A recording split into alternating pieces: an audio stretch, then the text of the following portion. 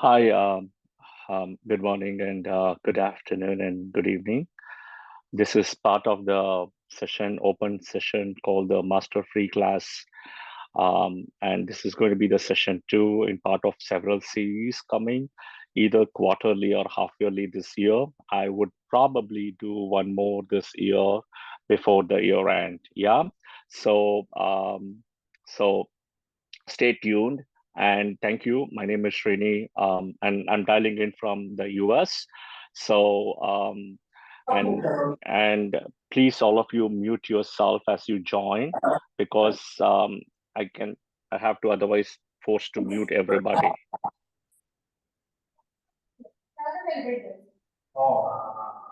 I have to mute everybody otherwise.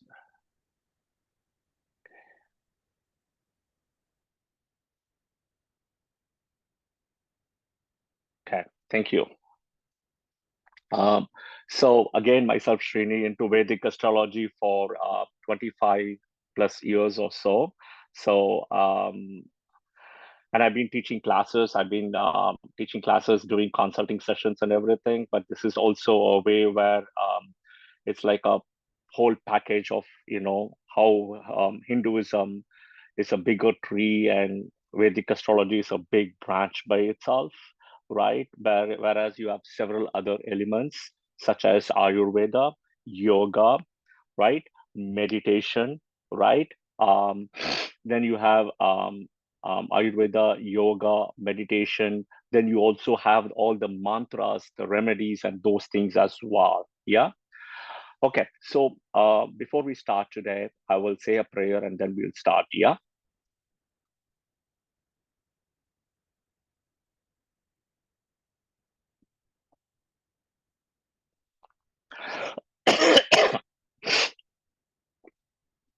And a couple of things.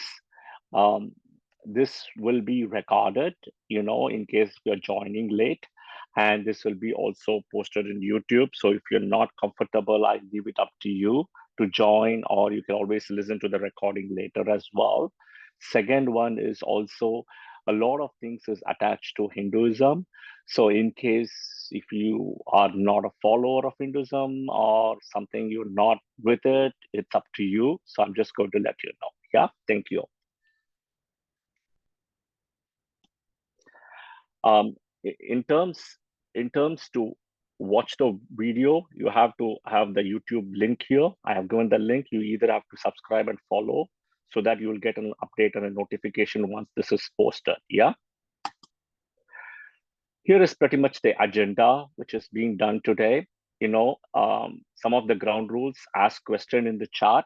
Yeah, chat session, and limit one question per session to start with. Okay. And type all your questions in the open chat. You can always come back and ask later. Or if your question is not clear, you can always ask the same as well. I need probably your name and your location as well when you ask a question. Yeah, just a first name and a location, that would be absolutely fine. And just imagine, uh, just keep that in mind. And please, all of you, mute yourself because I have to mute then everybody. Okay.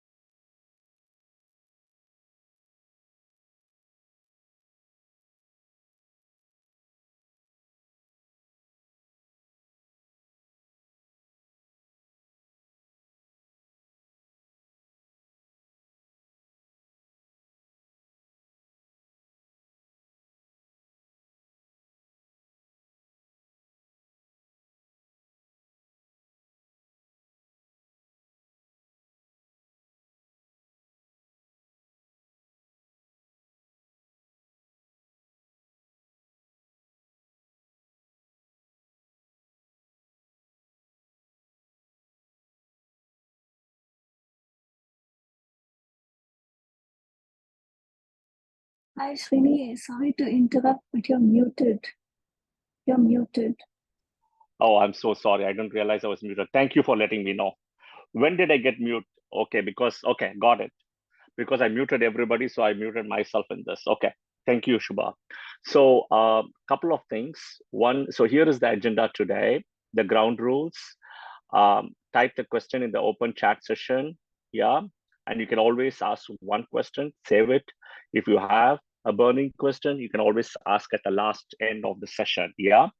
And of course, you have, do mention your first name as well as your location. Just a country is fine, okay? I do have interesting update today. One of the students from the class, she'll be presenting a YouTube channel. She's going to start soon, which is called the Punjabi Story Time. So she'll explain that further. And then we have the elements of Vedic astrology, the 9 planets, and all those things as well. Okay, so there is a Q&A I've put in the last 20 minutes or so as well. Okay, all right.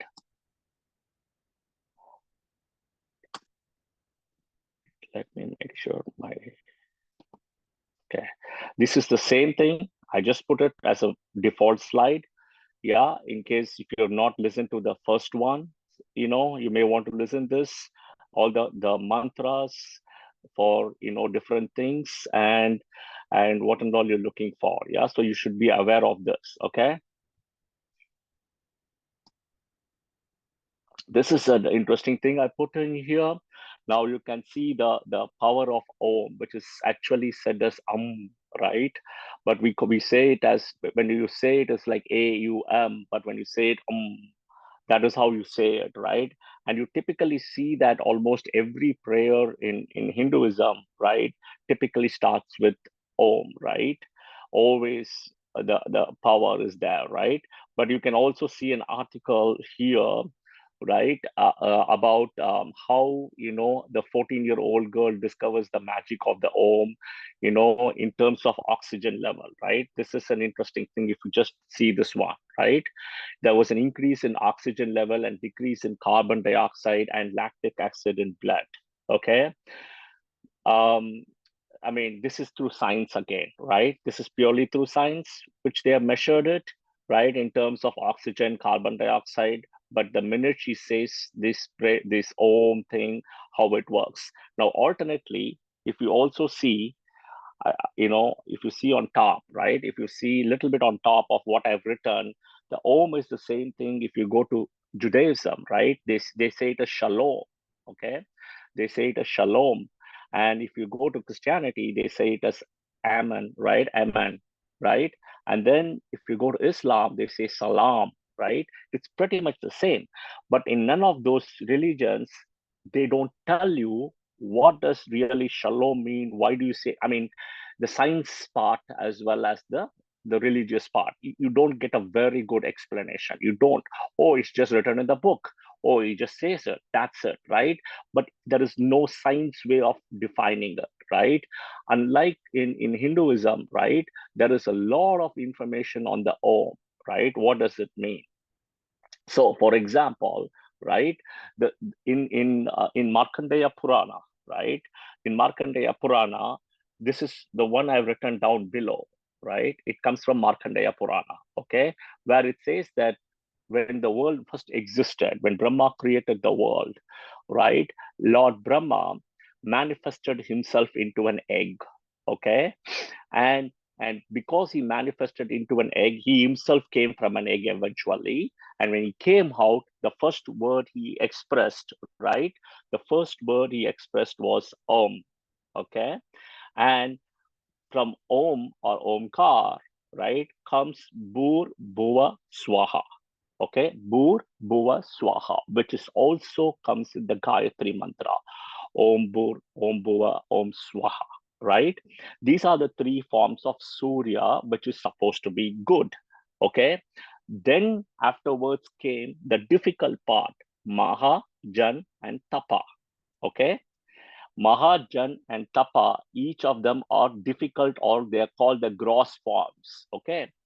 And from Maha's gross, Jan is even grosser, and Tapa is even grosser. Okay, and the last one was Satya, which is the grossest. Okay, so you have the 7 mystic words here, which is related to Omkar, which is gross and subtle forms of Vivaswan. So from Vivaswan is where Surya himself comes out. Okay, but this is from Markandeya Purana. Okay, but this is one way. Now, to a human or to a simple man, right? To a simple normal human being, what does this mean? Right? What does this mean? The Om, right? I'll explain in a simple way. The simple way is whenever there is something called pralaya, okay? Pralaya means the creation and the destruction of the world, okay? Whenever the world is being created, the world is being destroyed, either way, right? What you hear is that sound is called Om, okay? That's what you hear, okay? When the world is created or destroyed, okay? Number one. All right. Number two is as there are the 9 planets in the solar system, okay, which is part of the galaxy, the Earth where we live, right? Now, the sound made by the 9 planets today, it's also called Om. This is the sound, okay? Number two, okay? The first one is the creation and the destruction, the pralaya, right? The second is the 9 planets, the sound, okay? Third one is I'll bring it back to us as a human, okay? Human. As a human, the only way we can speak is we have a tongue, okay? We have a tongue. The minute if somebody's not able to speak or somebody's tongue is chopped off, right? Right? You cannot speak. One cannot speak, okay? So now the only word from your body, from your human body, which can actually come without a tongue, use of a tongue is I'm just, you can practice yourself, you can see for yourself, but I'm just going to show what it means. Without moving my tongue, without the use of the tongue, the only word I can actually say is I'm going to show that now. You see? So that's the only thing you can say without using your tongue. You cannot say anything. And the reason they say is when Lord, and that's exactly what I explained, Lord Brahma, when the egg was created, nothing else was there. He himself went into the egg and came out. And when he came out, the only word he came or he uttered without any consciousness or anything was Om. That's where it starts from. Okay, so that's the science behind why your mouth, or why one can only speak the word without one's tongue. Yeah. Now you can also see some links I've shared, right? How Sanskrit is still thriving in a lot of British schools, and how a British school makes Sanskrit compulsory and why. Okay. And it's kind of Sanskrit is also, we know today, if you look at it, right, in the globally, I mean, this is science which is validating it today, but globally, you see a lot of Indians doing very well in computers and computers related field. Okay, computers, today we have the computers related field as AI, artificial intelligence, robotics, and all those things, right? And the reason is the language typically used assembly language in computer science, right? And there is a connection between the language, the script, to the original script of Sanskrit, right? The script used. So the Sanskrit is a very unique word because Sanskrit has around 108 syllables, okay? 108 syllables, and 54 of them are male, 54 of them are female. It's very balanced if you look at it. The energy itself is balanced, where you have something called a female syllable and a male syllable. None of the other languages, if you see, has this male and female syllables, right? And it's got 54 and 54, which is 108. And in the next session before the end of the year, when I do, you will see the power of more of 108, what it means and everything. Yeah. But 108 also comes in the Navamshas, right? When we look at Navamshas, there are only 108 Navamshas. So something to, keep that in mind. But the reality is Sanskrit is very unique. So the reason today, right, Indians all over the world are very, very good in computer science and excel in computers only because of the DNA where Sanskrit is associated with that. Okay, and also if you look at it, the Om thing is associated somewhere with your nerves. Okay, strengthening up your nerves as well is a very important thing which you can do. But I will, once I post the videos and stuff, you can look at it, you can check the links, or you can just go Google it and you can see all this, right? You can easily get it. Okay. Okay, this is an interesting thing. Okay, Pluto. Okay, from a planet to a dwarf planet. See, Pluto, once in our solar system, it was called the ninth planet. Okay, but has been today reclassified. Today, when I say today, means some time ago. Okay, has been reclassified as a dwarf planet. Technically, not a true planet, but a dwarf planet, right? And its location is in the Kuiper belt. Okay, which is out. Now, interestingly, history. If you look at the Pluto history, right? 1930, they found NASA found out Pluto, right? And then what happened? They called this as a ninth planet. The minute they associated the planet, I vaguely also remember that they associated the ownership. They associated the ownership of Pluto to Pisces. Okay, so any results you're going to get from Pluto, it was given to Pisces, something like that. Okay, but it was given to a house in the zodiac. Okay, and that was 1930.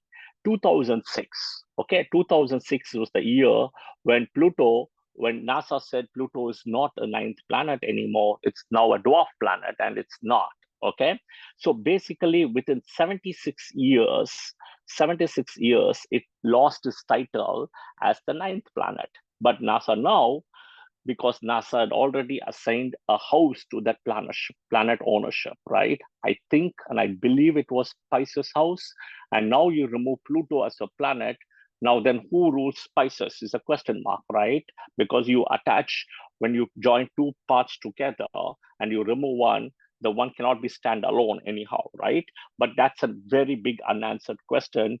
But it's also a fact that there is a dent in the way how things was portrayed. Okay, now interestingly, Pluto takes almost 248 years to complete the zodiac. Okay, the complete cycle of the zodiac. So basically, what it is in the gap of 76 years here, right? 76 years from birth to its death. Think of death when I'm saying not anymore a planet, right? It was 76 years, but it takes 248 years, the zodiac cycle. Okay. So basically, Pluto could not even complete its zodiac cycle before it completed its zodiac cycle, right? It's like we're talking almost 1/3 of it, right? It was removed as a planetary status. Okay. Now, what is important is it is not that Vedic astrology it's not, and I'm going to give you approximate. Okay, this is all approximate. So Uranus takes about 84 years or so. Okay, approximately. Neptune take around 165 years. Okay, and Pluto take around 248 years. Okay, so all of them, right? If you look at it today, right? Today, if you look at how long a human being lives, right? The longevity, right? If you look at it, the mortal, so-called the mortality, if you look at it, right? We're talking typically 60, 70, 80 years. That's it, right? Average, I'm talking about average, 60 to 80 somewhere. I don't know the number, but somewhere that range, okay? But if you look at it, Pluto is totally out. Neptune is out. Uranus is out. So the way, and Vedic astrology do not consider them as planets, even though they exist. Okay, and even though they exist, right? They don't consider Saturn is the last, and I will explain that in the next slide as well. But having said that, having said that, I call them, these three planets usually affects generations. Okay, number one, they affect generations, which means your lineage, your generation, somewhere there is an impact. Okay, but is it really important? Not really. Second one is, right, in the cosmos, lot of things happen. right? This is not Vedic astrology as an individual, but this is more like the country, the country and the bigger piece, right? This is where there is an impact of these planets, okay? The country, the world astrology, country astrology, those kind of things. There is an impact, okay? Even I would say somewhere to something that an event like COVID, right? Something like COVID happening. I'm sure there is an impact of these planets also, one way or the other. Okay, there is an impact, but I just don't know how big or how small it is. By no means I'm an expert in terms of understanding world astrology and country astrology and stuff. Okay, there is a lot of depth and details. You have to look at minute details in that. Individual is a very different thing. Yeah, but this is where it starts and stops. Now, Vedic astrology, it only considers from Sun to Saturn. That's it. Sun, you start with Sun, you end with Saturn, and then you have Moon in between, and then you have Rahu and Ketu as nodes. Yeah, so this is where you are going to get the whole thing in terms of predictions. Now we look at Western astrology again a little bit more with a lens, right? This is something when I was growing up as a child, right? I was very, very fascinated, for a lack of better word, fascinated with twins. Okay, and I had a twins opposite to my house, so I started collecting information and stuff, and everything remained the same. And at that time, I was not even doing Vedic astrology. I was actually following Nostradamus. So, and everything associated with Nostradamus was pretty much into Western. So what happens is, because of that, I was really trying to connect. And I realized both of them, everything is the same, sun sign, but the personalities are all different and everything. I just couldn't relate it back, right? To me, the life, the character, the personality, the longevity, the outlook of how they look, the education, everything overall, right? One likes sports, one doesn't like sport at all. One is very, very interested in studies, other one is like very carefree, right? There's a lot of differences, right? I mean, if you know twins, right, in your family or friend circle, and do comment in the comment section as well. I'm assuming Mira or Neela have joined, and Mira, I'm just checking if you've joined, yeah, or Neela. Yeah, Yes, Srini. I'm sorry. Hi. So if you see any, thank you. Thank you for helping and joining as well. If you see any comments or something in the comment section, just please raise the question as well to me, because I'm not going to be checking the chat session. Yeah, please. Sure. But if anybody knows, twins, and you can explain if their personality or same or different as what I mentioned here. Okay. Now we'll take a little bit a lens view of Western versus Vedic. Okay, Western, if you look at it, right, Western, the Western Aries, it's the start of the zodiac as well, right? The Aries is the start of zodiac. Okay, but what they do is they adjust there is a second times calculation for here. That's what they do. Okay, it's nothing, it's hardly anything what they do. Versus Vedic, it's set as 180 degrees.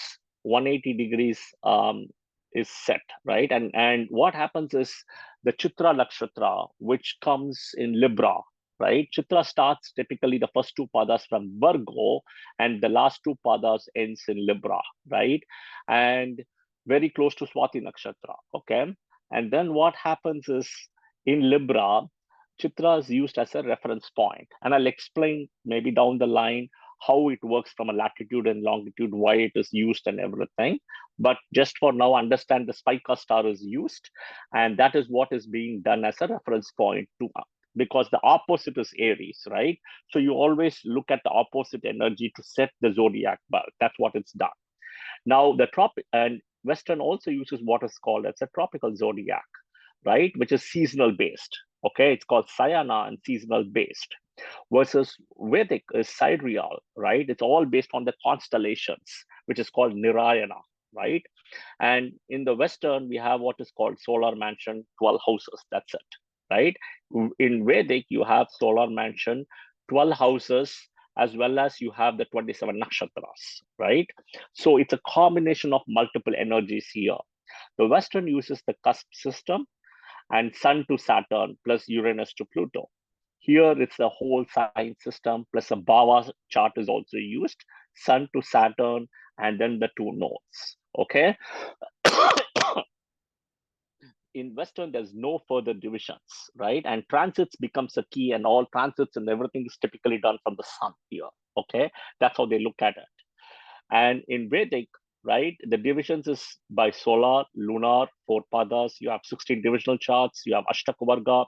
You have 120 years Vimshottari Mahadasa if you use, or if you use Ashtottari, 108. End of the day, they have 70. The birth chart has 75% weightage typically. And the transits is always from the moon, which is almost 25% weightage. Here is a question, right?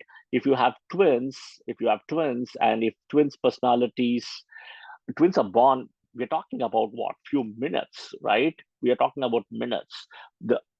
I have had several twins as my clients, and I can tell you the lowest common denominator I've ever had twins as a client is like 6 minutes. Okay.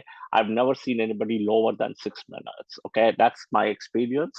I'm telling you, not anybody lower than 6 minutes difference of birth time. Okay. So within that itself, you see day night difference between both the twins. Okay. Big difference. And I'm sure you have friends and families, or you may not have thought through it, but if you think through it, always please type in the chat section as well. Okay. All right.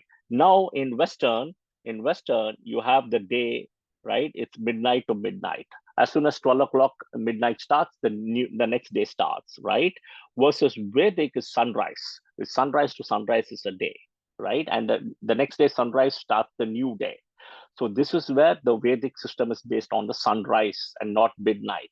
The midnight is pretty much done to our convenience because we all try to go to bed. It's kind of the lost hours in darkness. Yeah. Again, in Western, you have the fourth and the 10th as father and mother, versus Vedic is ninth house is father, right? And sorry, ninth house is a father and fourth house is a mother. So you can see the difference again here. Okay. Now, this is an important thing. Okay. So if anybody is online, can you check for me to make sure this one is correct, or I have flip-flopped it? It's been a long time I've gone into Western. If anybody online can check in Western astrology, 4th house is father and 10th house is mother, or I have flip-flopped as 10th house father and 4th house mother. Anybody can charge. Should I flip-flop it? Because I think I flip-flopped it by mistake, because the father, mother, the father, mother I've done, same thing here. I can see I should have put here as 10th house and 4th house. This is what I think I should have put. But I think I flip-flopped it. Am I right?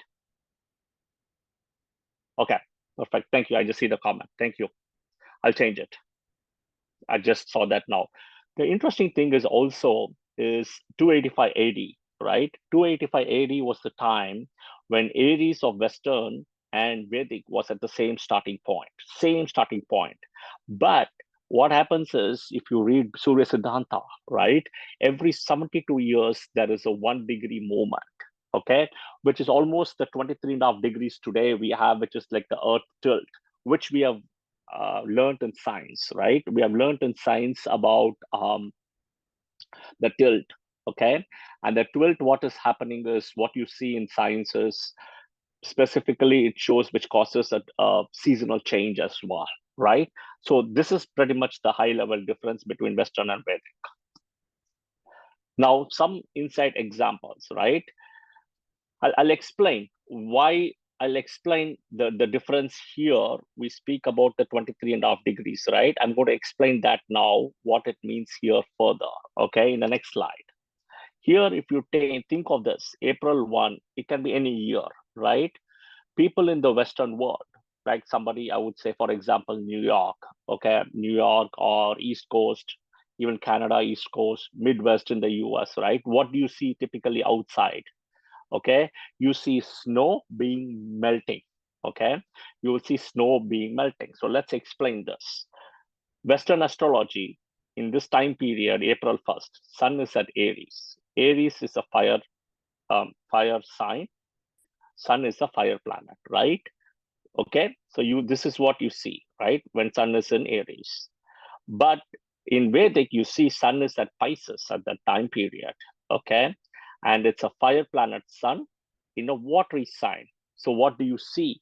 You see a lot of snow being melted and water flowing everywhere. You see a lot of water. There is, as per Western, here, there is no water energy. There is no water energy as per Western, technically, right? But you see everywhere water flowing, right? And the snow melting, you see that, right? But if you apply the Vedic rule for the same time period, you can clearly see the water energy coming here, okay? Okay, this is an example. Let's look at another example. Fall month in the US, right?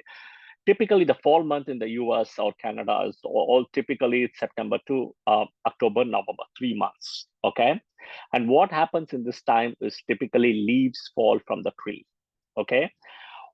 Why leaves fall? And the reason the leaves fall is also associated with the fall of the sun, where sun enters Libra.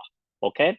Now, and typically what happens is the leaves fall occur typically in mid-October. Okay, now let's look at the calculation on the time period. As per Western astrology, right? Sun at Libra, the fire planet again, fire planet is Sun, Libra is an air sign. Okay, but if you see Libra is September 23rd to October 22nd as per Western.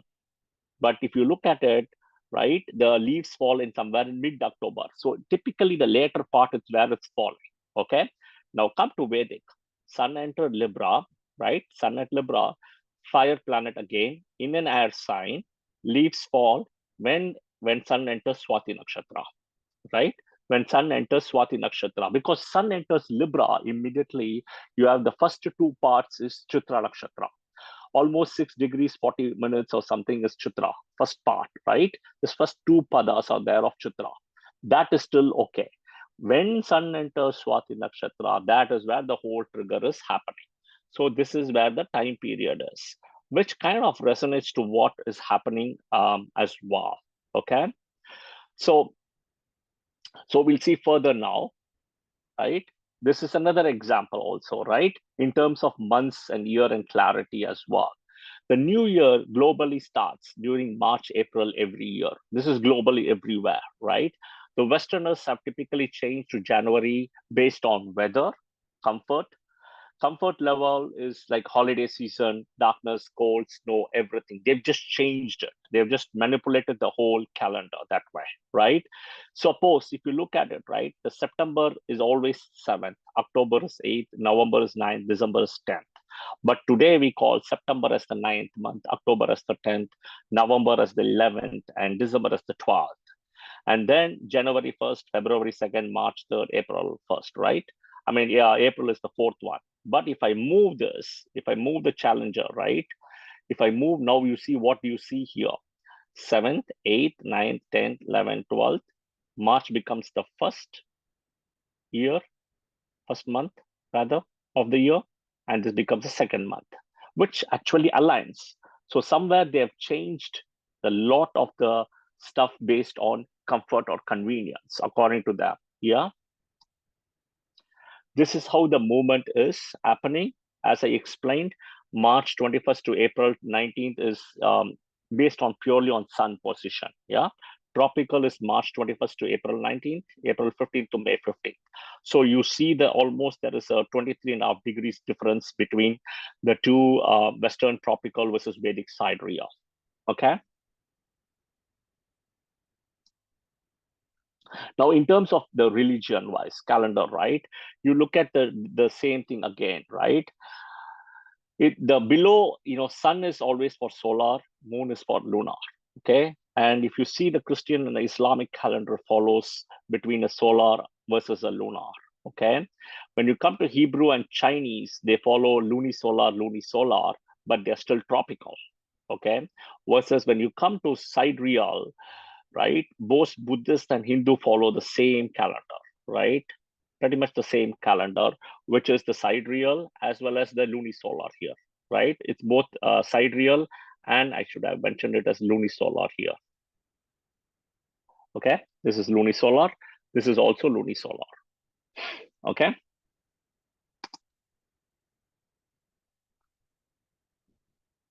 Now look at some of the history as well, right? From a time perspective.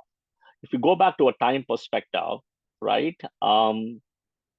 Ujjain in Madhya Pradesh in India, okay, over 5,000 years ago was put as the center of the zodiac, or in terms of, I should not say zodiac, in terms of a country, I should say, was center of the world, I should say, rather than zodiac, okay, center of the world for timekeeping, okay, and that is how the world was functioning back then. We're talking 5,000 years ago, right? And at that time, it was not even called as India, it was called as Bharat, okay? And then slowly what happened as time progressed, lot of things changed, right? You have a country called Greece, and there is a city called Delphi, okay? Delphi was the one which was used for the adjusting the center of the time, okay? And it was a timekeeping place. And this typically started around 325 BC, okay? 325 BC to late 1800s. Now, today, if you see, go to this place, right? Typically Greek is a dead language as well today, right? It's a dead language.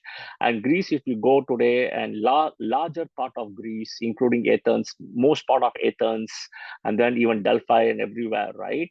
Some part of Athens is pretty good, but most part, you got a lot of ruins there, archaeological ruins, right? And Delphi is completely like archaeological site full of ruins, okay? Now, next comes the World War, right? Around 1948 or so, the World War kind of came to an end, right? With Germany collapsing, right? The Axis powers, Germany collapsed, Japan collapsed, Italy collapsed, everything, right? And then Israel was created. Okay, Israel was created, the birth of Israel came out. Now, why does Israel come in here is, if you go buy a map, okay, buy a map, a piece of paper, okay, a piece of paper, right, which is a world map, okay, a world map. What you do is, you take the map and you fold it straight, length and width, latitude, longitude, length and width, horizontally, vertically, however you want to call it, okay, you fold it. This point, right, let me draw a precise point. This point in the map, right, when you fold where it comes, typically will come on Israel. If you fold it the right way, okay, it will come on Israel, okay? So it's kind of in terms of the center, right? You take a map, right, and a piece of paper, fold this way, and then fold this way, right? And you see that point, that will be like Israel, okay? So that's why I put Israel here where it came. Somewhere down the line, right, between October 22 to 1884 to December 31, 1971, you had what is called the Greenwich Mean Time, GMT, okay? GMT time. Today, still London uses a lot of GMT today, but otherwise not many of them use the GMT, okay? So it's a place in London called Greenwich, which is actually called as the station, or the place is called North Greenwich as well, okay? Then last one you also today, which they follow, is what is called as UTC, okay? Which is Coordinated Universal Time, which is UTC, okay? That started somewhere in 1963 and is used till today, okay? So that is what is used as the UTC time today. But you can see over the years how the time thing has really progressed and changed as well. Yeah. Yeah, I don't know if Navi is here. Is Navi, are you here?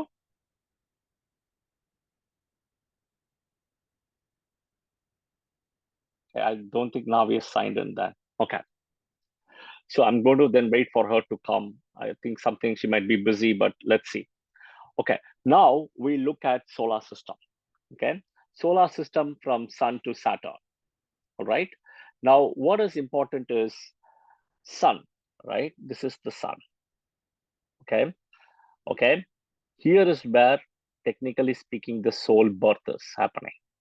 Okay. Here is where the soul birth is happening. Okay. And Saturn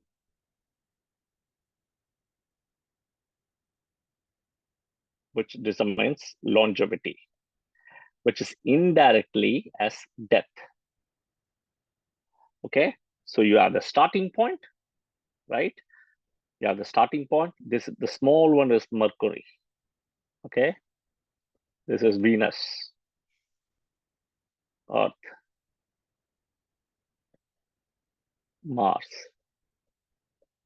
Jupiter. We will ignore all of this for a minute, right? This is Uranus, Neptune, and this last one is Pluto. Okay, so basically what we're seeing here in this is you start, right? You start from Sun, which is the soul birth, and you end at Saturn, right? So, which is kind of the longevity and death as well, right? This is where the whole journey comes in. Now, what you don't see is Earth, Moon comes in, right? Which is a very important planet here. Moon comes in. The minute Moon comes in, you have Rahu and Ketu comes in as nodes. This is where the whole zodiac actually comes in. Okay, so the point here literally is again Sun, soul birth, Saturn ends, right? And I think I've also explained, and I'll explain also if you read a lot of books in Vedic astrology, right, where the ability to give light, absorb light, take light. That is where the planets come in, and Uranus, Neptune, Pluto don't have there's no literally light at all. Basically, that is where they are excluded. Saturn is the lowest, which has got 1. Then Rahu and Ketu, they have the ability to block light completely, which cause eclipse. So there is an interference. So this is where the whole difference comes in. Okay. So and if you read the book, which is Uttara Kalamitra by Kalidasa, right? It talks about the light part here, where Sun is 30, right? Sun is 30, Moon is 16, right? Venus is 12, okay?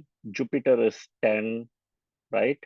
Mercury is 8, Mars is 6, and Saturn is 1. This is what the numbers you get, okay? This is what we call it a scala, right? Okay.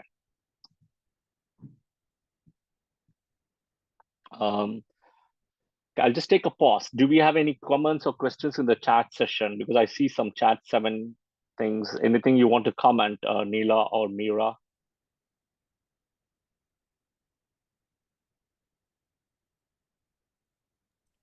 No comments from me, Srini. But are there any chats I need to know? Because there is 7 chat comments in the session. There is Yes. some comments about twins. So Purnima said that she knows twins who are very different. Okay, but they're perfect. they're very different. Okay. But that's all that I see. Okay. Okay. Thank you.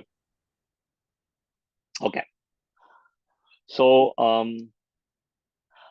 the next one is about exaltation of planets. Okay. And the way the exaltation of planets, again, if you read the book, right, you're not going to get a straightforward answer, but this is my way of interpretation is the exaltation is pretty much based here between benefic. You have to separate the exaltation between benefic and malefic nature. Okay. The difference is, this is where the planet's difference will come. And we saw the last session when we did a few months ago in May, why certain planets are called benefic, why certain malefic through the Brahma and the Sapta Rishis. Okay, we saw that. Now, from a science, from a planetary perspective, we know this is Aries position. Okay, this is Aries. Sun is exalted at Aries. Okay, if you keep Sun's position here, right, to the left of Sun, you have Venus, who is a guru. Okay, to the right, you have Moon. Okay, you have Moon. Okay, now same thing. This Sun position is Leo, which is his Mula Trikona. One is exaltation, one is Mula Trikona. Both is of Sun. Okay, Leo. Now, now to the left here, left, right, again, you have another guru who's getting exalted. To the right, you have Mercury, another benefic. Moon is a benefic, Mercury is a benefic. We all know, right? We all know Mercury is Moon's child. When you touch Moon, you touch Mercury, right? And what you see is you count 5 places, 1, 2, 3, 4, 5. You have Mercury coming straight away, right? But this is how the way the exaltation is purely based on Sun, right? Why against Sun, right? Sun, right? Sun determines the soul. Okay, like we saw here in this chart, right? The soul, Sun is the soul, right? The soul birth. Okay, this is the birth of the soul. And you have 2 benefits before and after, right? This is where you are going to get a moksha in this birth, right? Will this alone determine the moksha? Not really, but this is an important condition, right? So Sun position is where you have the benefits left and right as a guidance. Okay, all right. Now, as we spoke earlier, now we will look at, we saw earlier about malefic and benefic. Now we will look at malefic planets, right? Which we have to keep Rahu Ketu aside because they don't really have what is called as true exaltation and true debilitation. But here in malefic, we have Mars, Saturn, and then Sun is a malefic. Okay, so we have Cancer sign. This is Cancer, where Moon's own sign, and from Moon's own sign, Kendras, all the 4 Kendras, the other 3 Kendras, you will see Sun is exalted here in Aries, Saturn in Libra, in Swati Nakshatra, Mars is exalted in Capricorn. Okay, Mars is exalted in Capricorn. So this is where you see all the Kendras, right? So if you can see this, there is always a difference, right? Moon, just the same way Sun determines the soul, right? Moon determines the mind, the happiness, your mental state. Of course, mother as well, your father as well, right? All those things. Okay, so this is where we see the differences about exaltation and debilitation. I mean, so naturally the debilitation will be always the opposite of exaltation, the 7th house. Okay, all right. Now this is a very important thing. See, this is Rahu card, right? We discussed about this in detail last session, and I want to kind of think through this and explain further the next level of Rahu card.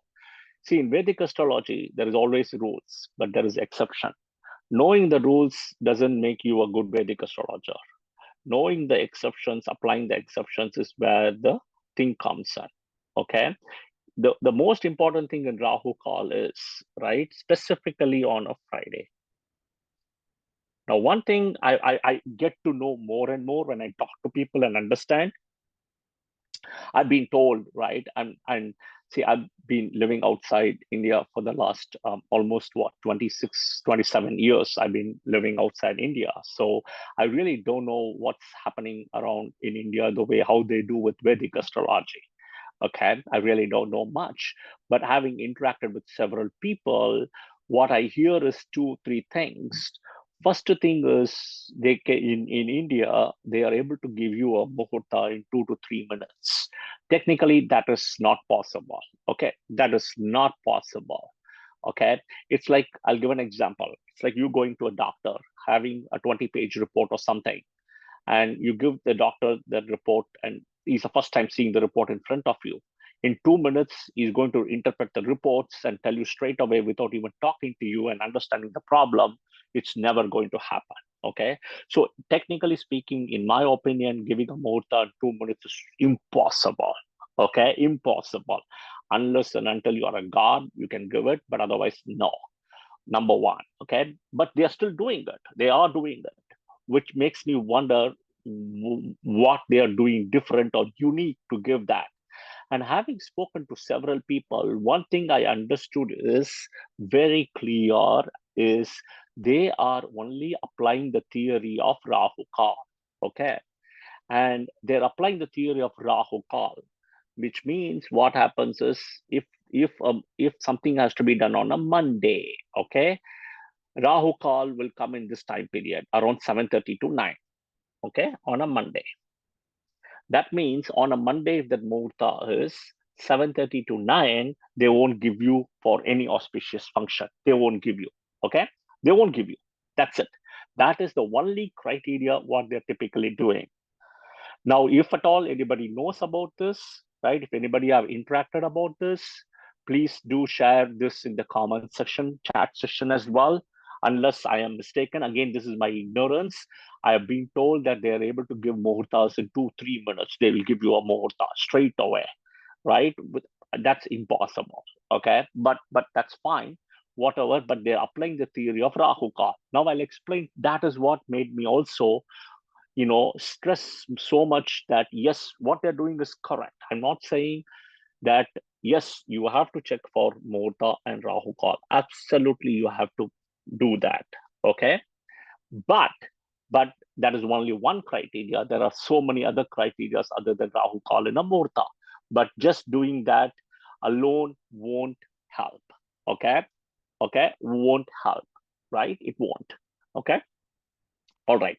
Next is, even again, there is a catch here. The catch is, I will tell you what they're doing is also on a Friday, okay, which is Shukravar, Venus Day, the Rahu Kal somewhere comes between 10:30 to 12. Okay, 10:30 to 12. Now they will also apply that on a Friday, 10:30 to 12, Rahu Kal, so no Muhurta straight away because of Rahu. This is wrong. I'll tell you why. Because this is where the exception comes in, right? This is my testing in my life is on a Friday, right? You can still give the 10:30 to 12. This won't apply straight away. Theoretically, it will apply as I put here, but practically it's not. And I'll explain why. Rahu, right, was born as Shwarbhanu, okay? And he was a disciple of Shukracharya, okay? He was an ardent devotee of Shukracharya. And he only Shukracharya guided him to be as a Deva, okay? Shukracharya guided him to be as a Deva and disguise and sit between, and he also told him, go and sit between the sun and the moon. So all this was done by Shukracharya, and he said, go and sit there because I suspect something is going to happen. Okay, so he was the brain, the master behind the whole Swarbhanu becoming Rahu. Okay, of course, the bigger story goes this. Now, Swarbhanu becoming Rahu and Ketu, right? The bigger story is Swarbhanu, okay, who was born to Simhika and Viprachit. Okay, at the wrong time he was born. Okay, now he went and prayed to Brahma, and asked for boons. The first boon was Navagraha status, which he got. Second one was most powerful or more powerful than sun and moon, which he got, which he got. Third one was ability to knock off sun and moon, which he got it as temporary, which is when the eclipse time period happens, not permanent, but temporary. Okay. Now what happens? Brahma has given the boon here, right? Now Vishnu comes as Mohini to implement the bone. Shukra supports here to make the bone happen also, right? Shukra supports, right, as Shukracharya. So they're all players of the game here. From what Swarbhanu and Brahma has discussed and aligned as a bone, this is what happens. Okay. So now, and first is Shukra is a Daitya Guru. Okay, the Daitya Guru, number one. Number two is Rahu is part of Swarbhanu. Before he became Rahu, is an ardent devotee of Shukra. Okay, and number one ardent favorite devotee. Okay, so naturally, right, Rahu Kal won't affect. Actually, it can give you good results on a Friday at this time period. Only on a Friday, not on any other day. Okay, none of the other days. Right? I'll explain also theoretically. There is more to explain here, right? And I'll explain in a minute. He will give you very good results. Okay, provided you take the blessing of number one, Shukra, Bhargavi, which is Lakshmi, who is also Shukra's sister, right? And you do something good first, and then you start this activity, you will get very good results. Okay. Now, if you see Rahu's most favorite Rashi, okay, favorite Rashi is Taurus. The Rishabha Rahu is supposed to be very, very auspicious, provided, of course, Rahu has to be dignified there, right? But it's again Moon's favorite Rashi as exaltation, which is also Rahu's favorite Rashi. Okay. Next is Rahu has three nakshatras, right? Adra, Swati, and Satabhisha. Rahu's most favorite nakshatra is Swati. Where does Swati comes? Swati comes in Libra. Now, Libra, right? Libra is also an exaltation Rashi of Saturn and a Mulatrikona of Venus. And you have Rahu's favorite nakshatra Swati sitting in Libra. So you can see how Rahu and Venus is somewhat associated between these two as well. Okay. All right. Speaking of Rahu and Ketu, we'll continue on this discussion today. Rahu is always the Sarpa. Ketu is the Naga, right? Rahu is typically the head, right? Ketu is the body. And the story goes when the Mohini avatar happens, Swarbhanu's head is knocked off with the body, even though he has had the Amrit. And the Amrit from the head falls down, right? The Amrit from the Amrit has been taken and the head is being chopped off by Mohini, right? Who becomes as Vishnu with the Sudarshana Chakra. Now what happens is the head, which has, the Amrit has gone to the body. So the head, what happens when it falls on the ground, the blood comes from the head with the Amrit, right? That is what becomes as garlic. Okay. That is what becomes as garlic. Same thing, the body which falls down, right? And the blood comes from the body. That is what the Amrit plus blood, that is what becomes onion. Okay.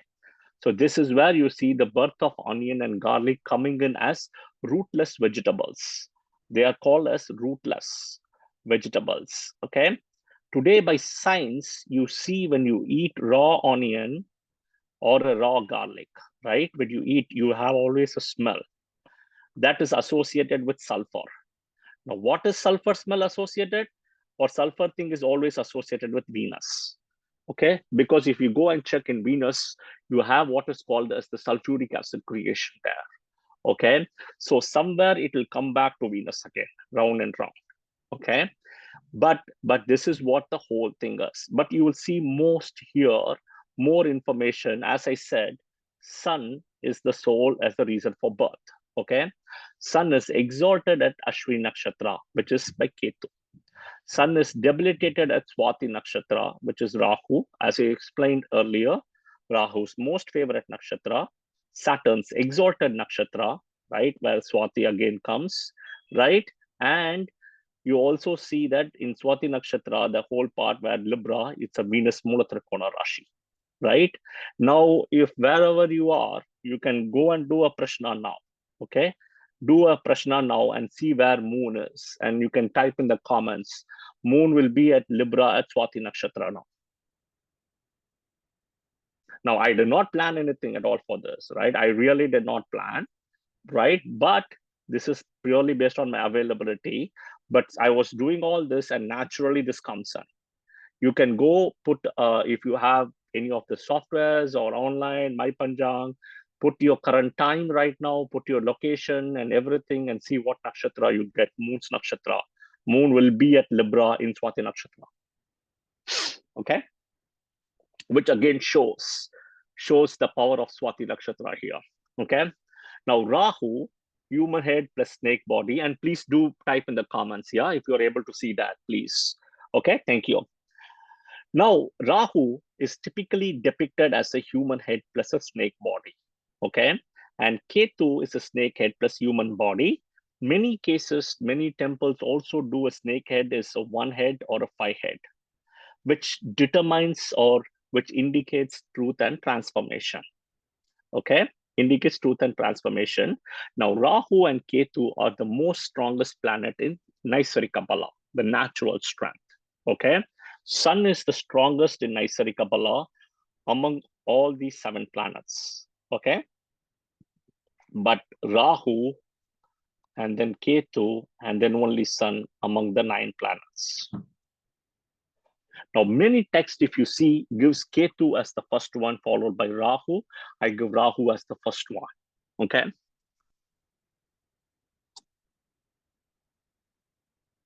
Now, if you see very clear, this is a picture taken in the temple also, right? Here, if you see, it's a snake head. This is Rahu. Here, in this case, they have used Rahu and a snake head. Here, this is Ketu. And this is a human head. Okay, which is a little different. This is also fine, and I'll explain what it means here. Rahu, in the snake head, is a picture. The snake head is nothing but a karma, which is a poison, as an endless desire or obsession. It's a karmic knot or an infinity. Think of that way. Human head is more like searching for something, right? The Ketu energy is more searching, and that is what it is, which is also the truth and transformation. Okay, this is where it's also said. Okay. Now, here are some other examples. Now, both Rahu and Ketu gives genetic lineage of the family, okay? Lineage of the family. So here, if you see, this is Rahu,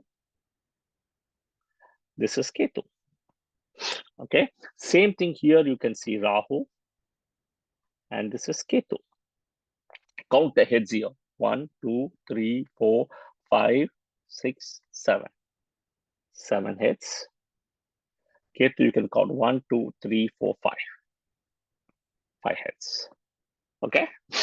So basically, and this, if you can see, it's nothing but if you just flip it as instead of vertically, flip it as horizontally, something like this you will see, which is infinity. This is nothing but infinity. Okay. And it's also a karmic knot. Technically speaking, it looks like a knot also, if you see this, how it goes. So snakes are a symbol of fertility and Kundalini Shakti, right? And Ananta is nothing but infinity here. So Adisesha, right? Adisesha, if you look at it, right, it's like a 7-headed snake, basically, which was used in the churning of the Samudra Manthan. And one interesting thing is Naga Panchami, which always falls on the Savan month, which is mid-July to mid-August. That's when you will see, the minute around mid-July comes, you will see a lot of movement of snakes, okay? Let me put it this way. There will be a lot of movement of snakes. Now, you will see or you will not see, it's a very karmic energy, right? But snakes will come out of, there'll be a lot of snakes without you or with you seeing it, okay? If you're able to see it, it's your karmic energy. If you're not able to see it, it's also your karmic energy, okay? That's the way it happens. And typically, you will see a lot of mice activity also, right? In this time period, okay?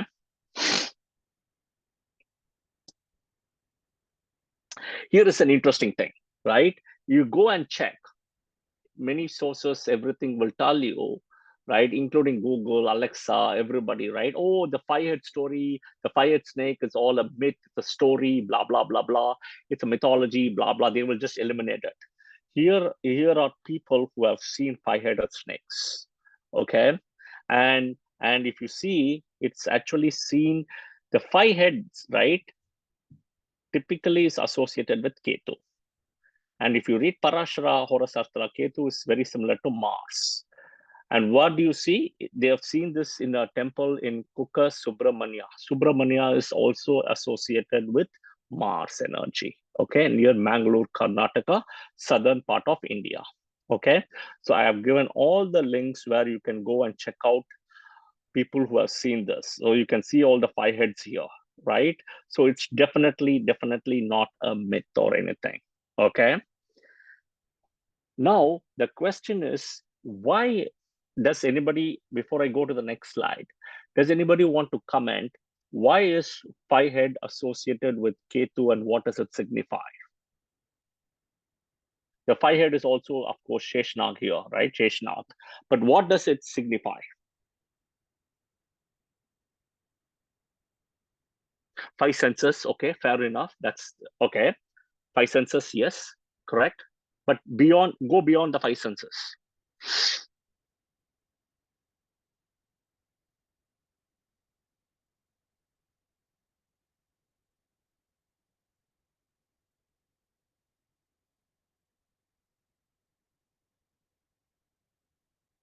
Purva Punya, okay, fifth house. Not really, but okay, fair enough. The elements, correct. The elements, correct. Panchatatvas, correct. But beyond that,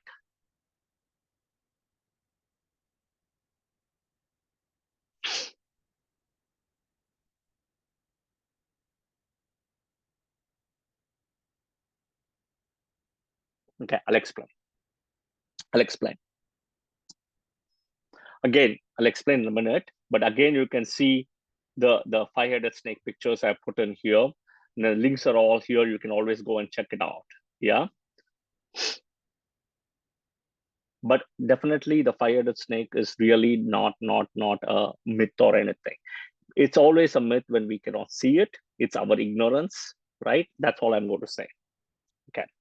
The five heads, right? It's correct. The five elements, the Panchatattvas is all correct, but I'll explain the connection here. The five heads actually associates with Gayatri Devi. Okay, you can see the five heads. I don't know if you can zoom and see. Okay, you can zoom your screen and see if you want. You can see five heads here when you zoom in and see the picture. Okay, and originally the story goes as this. Originally, Brahma, right, had five heads also. Okay, the five heads eventually became four heads. There is a big story, but a drishti of Saturn will come on both Brahma and Shiva. Okay, during the wedding of Shiva with Parvati. Okay, so he loses a head.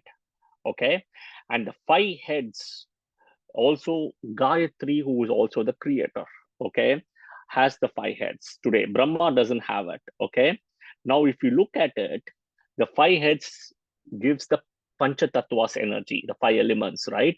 If you go back in the previous session, okay, you go back in the previous session back I did in May, right? In May, I clearly explained about what is the timing of the birth of a child. What is the timing of the birth of a child? Okay.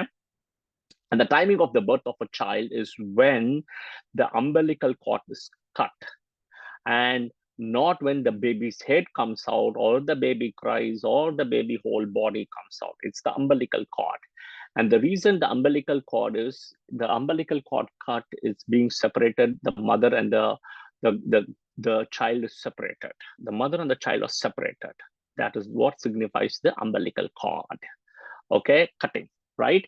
And that's the first time the child is able to experience all the five tattvas on its own, right? All the five, like breathing, eating, everything on its own now. This is what it is. Now, if you look at it, what is the significance to Ketu?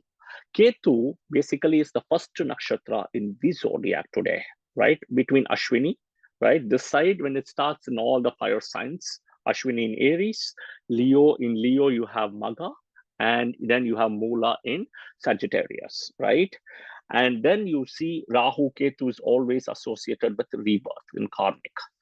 Ketu is something which you have accomplished in the past, but you still have something pending, right? Rahu is unfinished desires from the past. That is what takes the head. Okay, so these are the 5 elements. This is where you see the 5 heads and the 5 signification to Gayatri. Then eventually Brahma was there, but not anymore. Brahma is 4. And that is what the significance is. Okay. Here is another in modern day of praying. This is also a way of using the energy of 5. So you can see in this where Ganesh is at the center, right? Ganesh also signifies Ketu energy, where the head is being cut and put by a different one, right? The head is being cut. Here is of an elephant one, okay? Ganesh also signifies Ketu energy, right? And then you have Saraswati, you have Parvati, right? And then you have Lakshmi, and then you have Vishnu here, okay?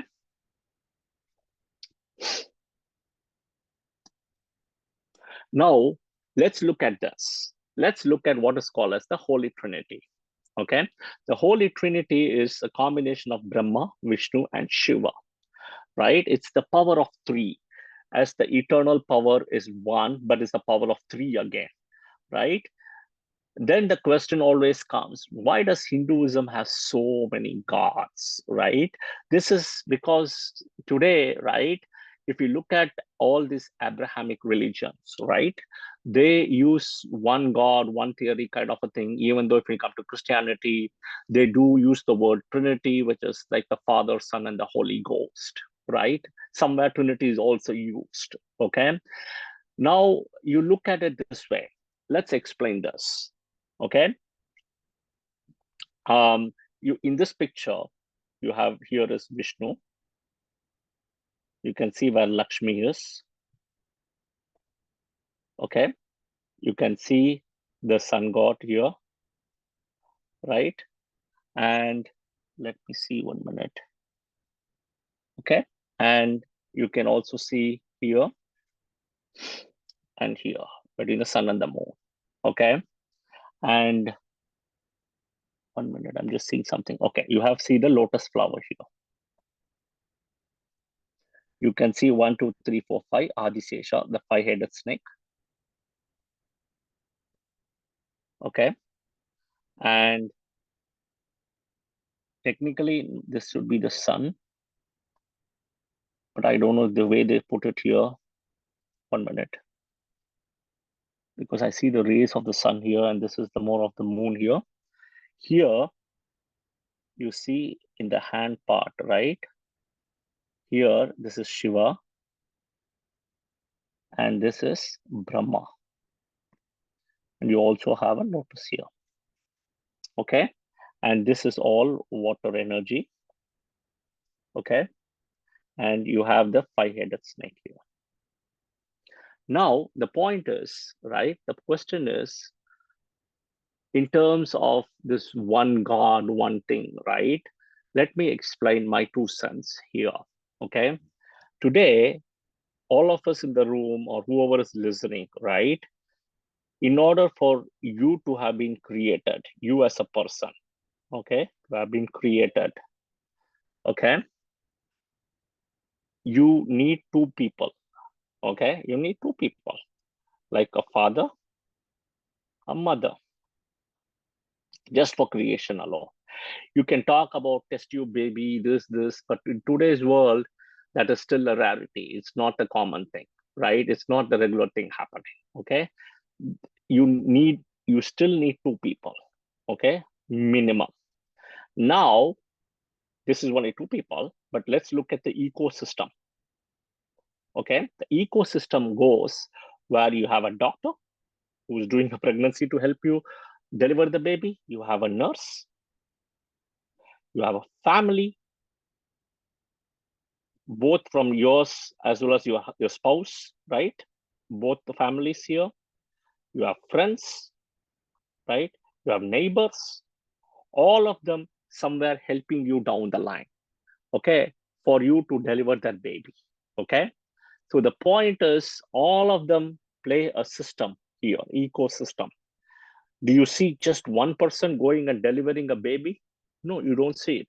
It's like one person going to a cell phone shop or something, buying a cell phone, right? It doesn't happen that way, right? It's an ecosystem here between a doctor, a nurse, even helpers in the hospital, right? Giving you food or something, right? All those things, right? This is how an ecosystem is. This is what Hinduism indirectly says. Eventually, is you need minimum two, then there is protection, caring, raising, support, so many, right? This is where eventually the gods all come into play. It is never one person, okay? It is never ever one person. This is the most underlying important thing, okay? This is a very important thing to look at it that way, okay? Because I think this is where people can go wrong, but this is exactly what it is, okay?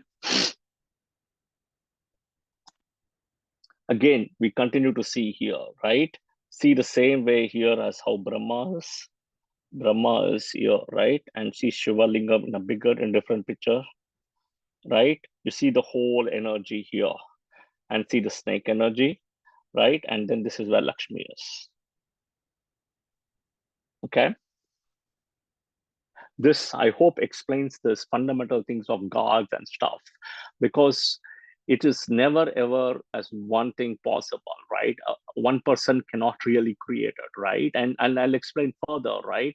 If all the people from Abrahamic religion says that, oh no, this is possible, before even their gods and all came into existence, the world still existed and a lot of things cannot be explained, okay? So it's kind of going to a dead end, yeah? This is a very interesting thing also in Hinduism, okay, which will also explain to you further. This is the right way. First of all, always if you see, so this one is taken in London, okay, in a place called East Ham, okay? This is also East Ham at London, okay? Typically you always see Lakshmi, okay, will be always alone, okay? But whenever it's in a picture, right, you always see it as a person who is seeing it, right? From the seeing it, it will always be the opposite side, right? And Lakshmi will always be to the left and Vishnu to the right, okay? Always, okay? If they are together, they are very rarely together, okay? They're very rarely together, okay? But this is how it is, always. And when you see Shiva, Parvati, or Uma Maheshwar, Shiva will be to the left and Parvati to be the right, okay? And I'll explain this. But I have seen also pictures which shows Vishnu to the left and Lakshmi to the right, but that's wrong. But it's always Lakshmi first and then Vishnu second. It's always Shiva first and Parvati second. And the logic and the reason, okay? The reason and the logic for this is Lakshmi, right? Lakshmi in all her birth, okay? Lakshmi in all her birth comes as Swayambhu on her own. She doesn't come out of a body or like a vagina, like how a child is born. If you look at Lakshmi, right? She comes in from Samudra Mantha, churning in one time, okay? Samudra Mantha churning. Another time, even if you see is, right, in Sita, when they were taking the ground, plowing the ground, she becomes Janak's daughter, and from the ground she comes. Then Draupadi, even if you look at Draupadi, right, she comes when the father Drupad does the yajna, where in yajna comes Drishtadyumna and Draupadi, both of them come out, okay, Drupad. So she is typically not born through a normal way, okay? This is how always Lakshmi is. So she is equal to Vishnu, and the story goes, if Lakshmi leaves Vishnu, right, Vishnu becomes like a pauper, okay? The power is there, but the money is not there. Okay. So that is where Lakshmi comes first. And also typically Lakshmi is also shown separately. It's because of that. Okay. All right. Now Shiva and Parvati. Now Parvati originally was born as Sati. Okay. Which is Daksha Prajapati's daughter. Okay. And then she dies, and then she's born as Parvati is born as Himavat's daughter and gets married to Shiva. Shiva, with all his power, he breaks the power into half and gives to Parvati. The power from Shiva goes to Parvati eventually. That is where the power comes in. So that is where he is to the left and right. And here it's Lakshmi first and Shiva second. I mean, Vishnu second. Yeah. So this is the way how it's portrayed. There are minute details in Hinduism, and all of the details matter. Yeah. So I explained here, this is also a very important thing, the power of three, okay, the Trinity, the three worlds, right? The three worlds, if you look at it. Cow donation, when you're doing the cow also, right? Going around the cow 3 times clockwise from the tail. Now, if you look at it, right, the 3 also determines women, land, gold. Gold is also determines throne, power, position today. And if you look at it, right, some of the wars which happened were all because of this. Look at, for example, Ramayana. Ramayana, Sita, woman. Okay. Okay. Mahabharat, Draupadi, land, kingdom. So you have women, land. This is what it is. Eventually gold. So these are the 3 things. The reason why you are going around 3 times also determines these 3 things you want to awake, but kind of stay away from, and also determines the 3 worlds. This is also written in our Vedas. Going around the cow from the tail, not from the head, from the tail, clockwise, completing 3 rounds is equally significant to traveling around the 3 worlds. Okay. Dharma versus dana, right? And dharma, this is very clearly explained in Vamana Purana also, right? In the Vamana avatar, where dharma is doing something good without return expectations, right? Dana is doing something good with return expectations, because today we are in Kali Yuga, right? In Kali Yuga is okay as long as you're not being very greedy and you're not expecting every time that you give something that you expect something in return. Okay. Okay. So that's nothing, right? So you can do a lot of these things. I explained the 8 different types here basically. And you can also tell you when to do what I've given without knowing any chart details, anything. Godana, right? A cow donation, a karma change, provided it's done properly. And I'll explain that in a minute or so. Okay. Annadana, food donation. Do not wear slippers when you're doing Annadana. This is very important. I've seen people do that, so I'm just commenting that. Putradana, child donation. If you want to do it, it's a Thursday. Raktadana, blood donation, Tuesday. Vidyadana, education, teaching, sharing, whatever you know. It can be a Wednesday or a Thursday. Vastradana, clothes donation. It can be unused, used. It can be to people, homeless people, God, Monday or a Friday. Okay. Bhudana, land donation, Tuesday. Dhanadana, money donation, which has got the lowest karmic value, which is Thursday or Friday. Okay. Now, how does the karma change in a Godana? Okay.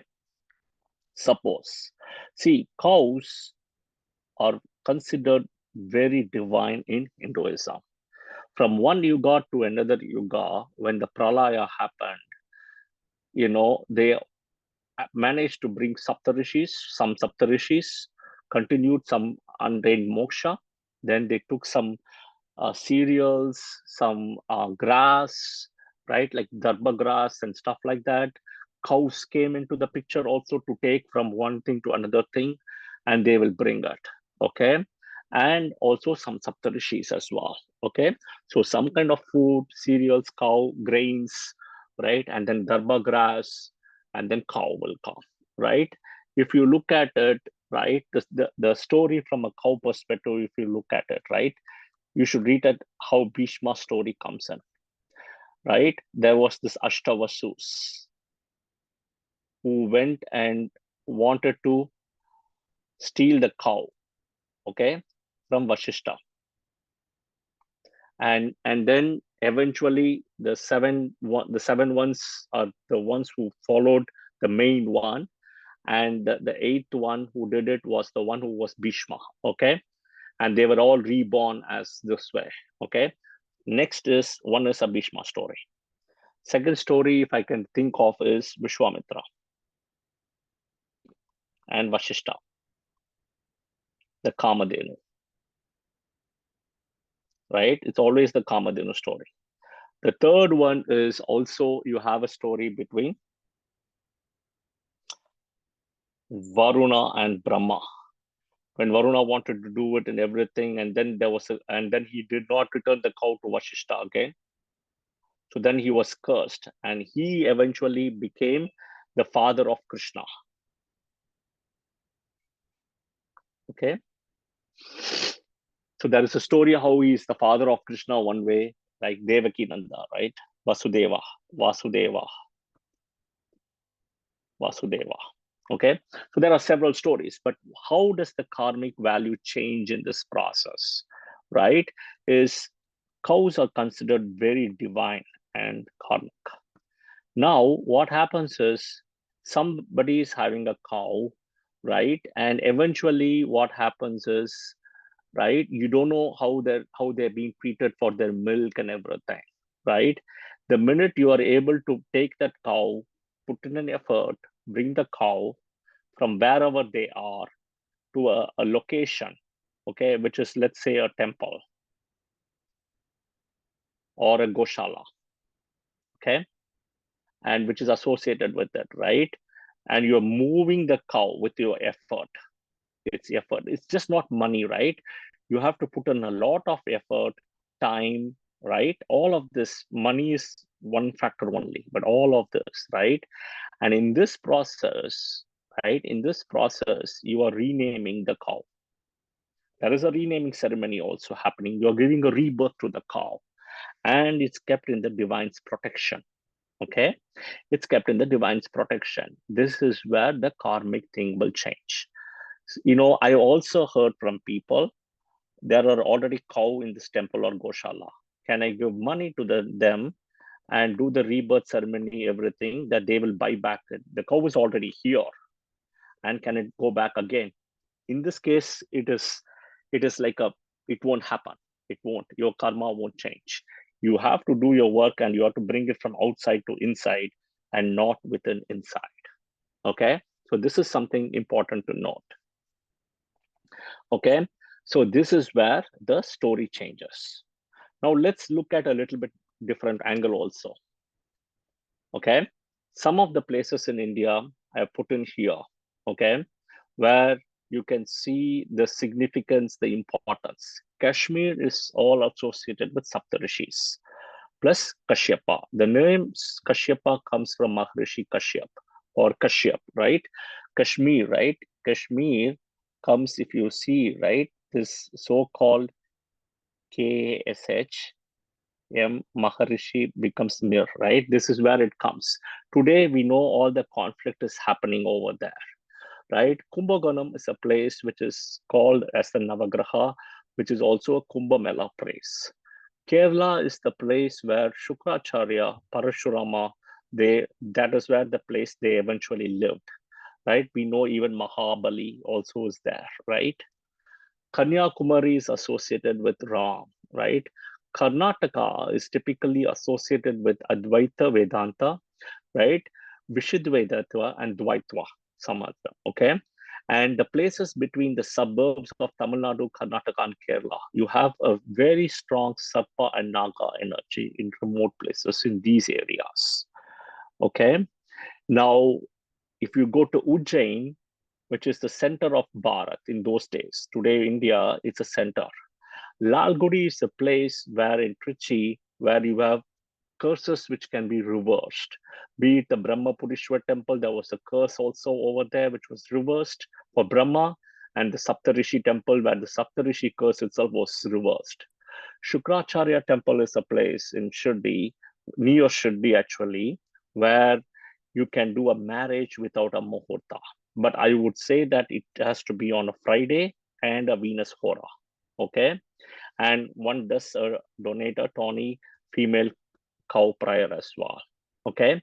The important thing is the places like Sri Lanka, Cambodia, Vietnam, Indonesia, Philippines, Thailand, they were all part of Bharat before that. We call it today in science as the tectonic curves. The shifts happening, but this is how it was before. Okay. Now, coming back to this holy cow and stuff again, right? You can see in terms as the most divine blessed animal for getting the curses removed. Okay. The Godana typically done on your Mahadasa or your Antardasa day. And this is how in Mount Kailash, they say how Shiva with his family is, right? Uses the cow. Okay. And you have all the other people, the Sambandhas and the Acharyas and the Sambandhas all associated as well. Okay. But it's not over yet. I'll show you something very interesting. So this one is in Madurai. Okay. The first one. The second is in Trichy. Okay. And look at the third one in Amsterdam airport, right? In Amsterdam. In Amsterdam, if you go a lot of places, even into the interiors of Amsterdam, they celebrate cow in a big way because Amsterdam relies a lot on dairy products, cow products, everything associated with cow, cheese, dairy products, milk, a lot of things with Amsterdam. So you do not see anything difference between what is done between India to Amsterdam all the way. The only thing I will tell you is that if you want to donate animals and including cow and everything, take care of it, right? Do not eat meat or seafood at all. Otherwise, if you do an animal donation, you won't get the full benefit. Okay. I am not going to say this story today. I'm going to save it for some other, probably the next one. I'll come back to the story. There is a reason I don't want to say it today, but I'll come back later on this slide with the story to explain it. Okay. I'm also keeping a time check as well for today. Okay. I've just kept empty slides. I'm going to keep a pause before I go to the next one. Do you have any questions or comments, anything in the chat section, Mira or Neela?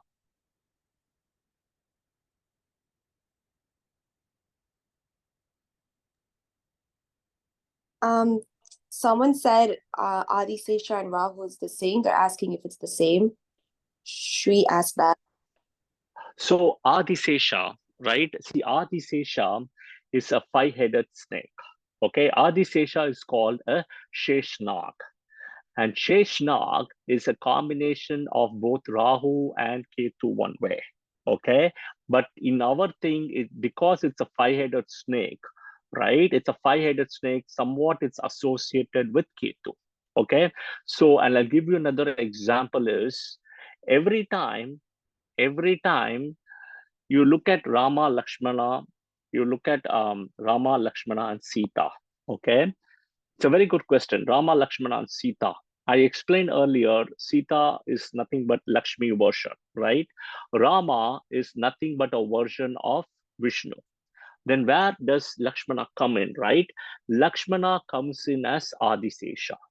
Okay, the Adisesha or the Sheshnag is nothing but Lakshmana. And Lakshmana, they say, was born in the nakshatra of Ashlesha. Ashlesha comes in again in Cancer, right? So again, Cancer in Ashlesha is owned by Mercury, which comes in Moon Rashi. So somewhere you touch Moon, you touch Mercury. But Adisesha is a version of Sheshnag, who is again Lakshmana. Okay, so it's kind of more like a Ketu energy. Same thing, you come to Mahabharat. Okay, in Mahabharat, you have Krishna, which is again a version of Vishnu, right? Then you have Lakshmi, right? we have the Rukmini, right? Satyabhama, right? And then Satyabhama. Then you have the Adisesha. Here, what happens is Krishna's elder brother, right, Balram, is now as the Adisesha. Whenever you see Balram, okay, Balram will wear a crown with a snake thing in the top. Okay, snake thing in the symbol in the top. He'll always wear. Balram will wear that. Okay, so Balram is here the Adisesha. So the point to answer your question is the Seshnag is typically who was sitting in going back to this picture. I'll show you this picture. Okay. Maybe this picture is a good picture. There's a 5-headed snake here. This is a combination of both Rahu and Ketu, okay, together. But the 5-headed today is typically used for Ketu for us when it comes to in our realm, not in that realm, because this is happening all in Vaikuntha. Okay, I hope this clarifies the question. Yeah, but good question. Thank you. Thank you, Meera. Any other question?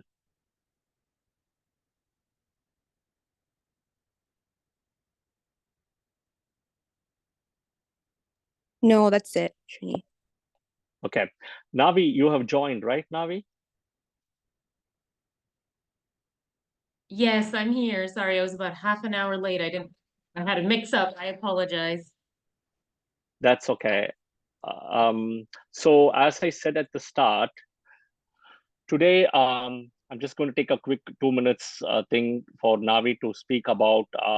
Navi is part of the class as well in Vedic Astrology, and Navi will be talking about the launching of her Storytime channel in YouTube soon. So, oh, Teresa, hi, Teresa. I see that you're here. Thank you.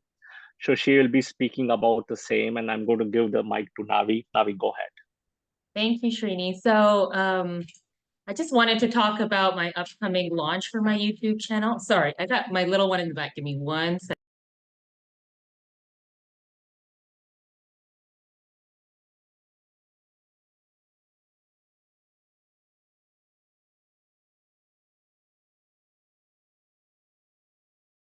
Sorry. I apologize.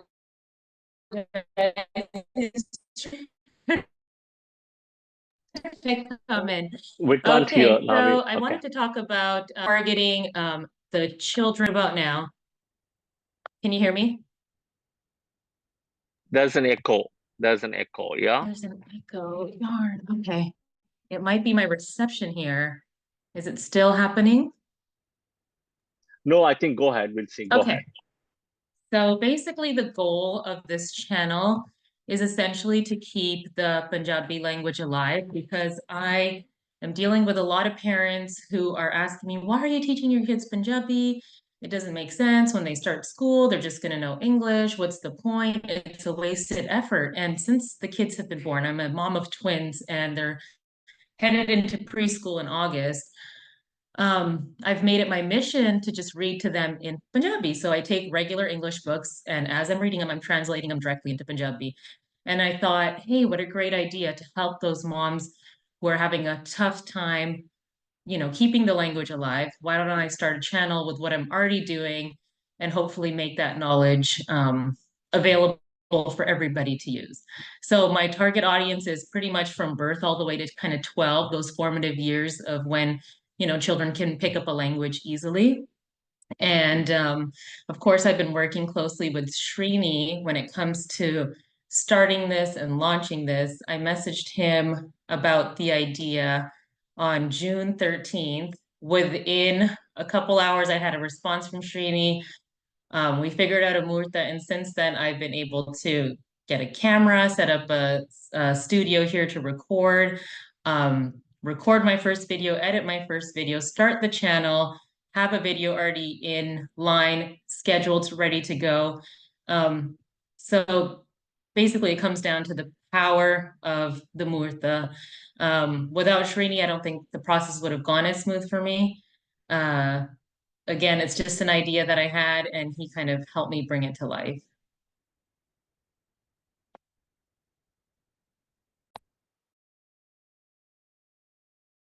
I don't hear you now, Srini. You're muted.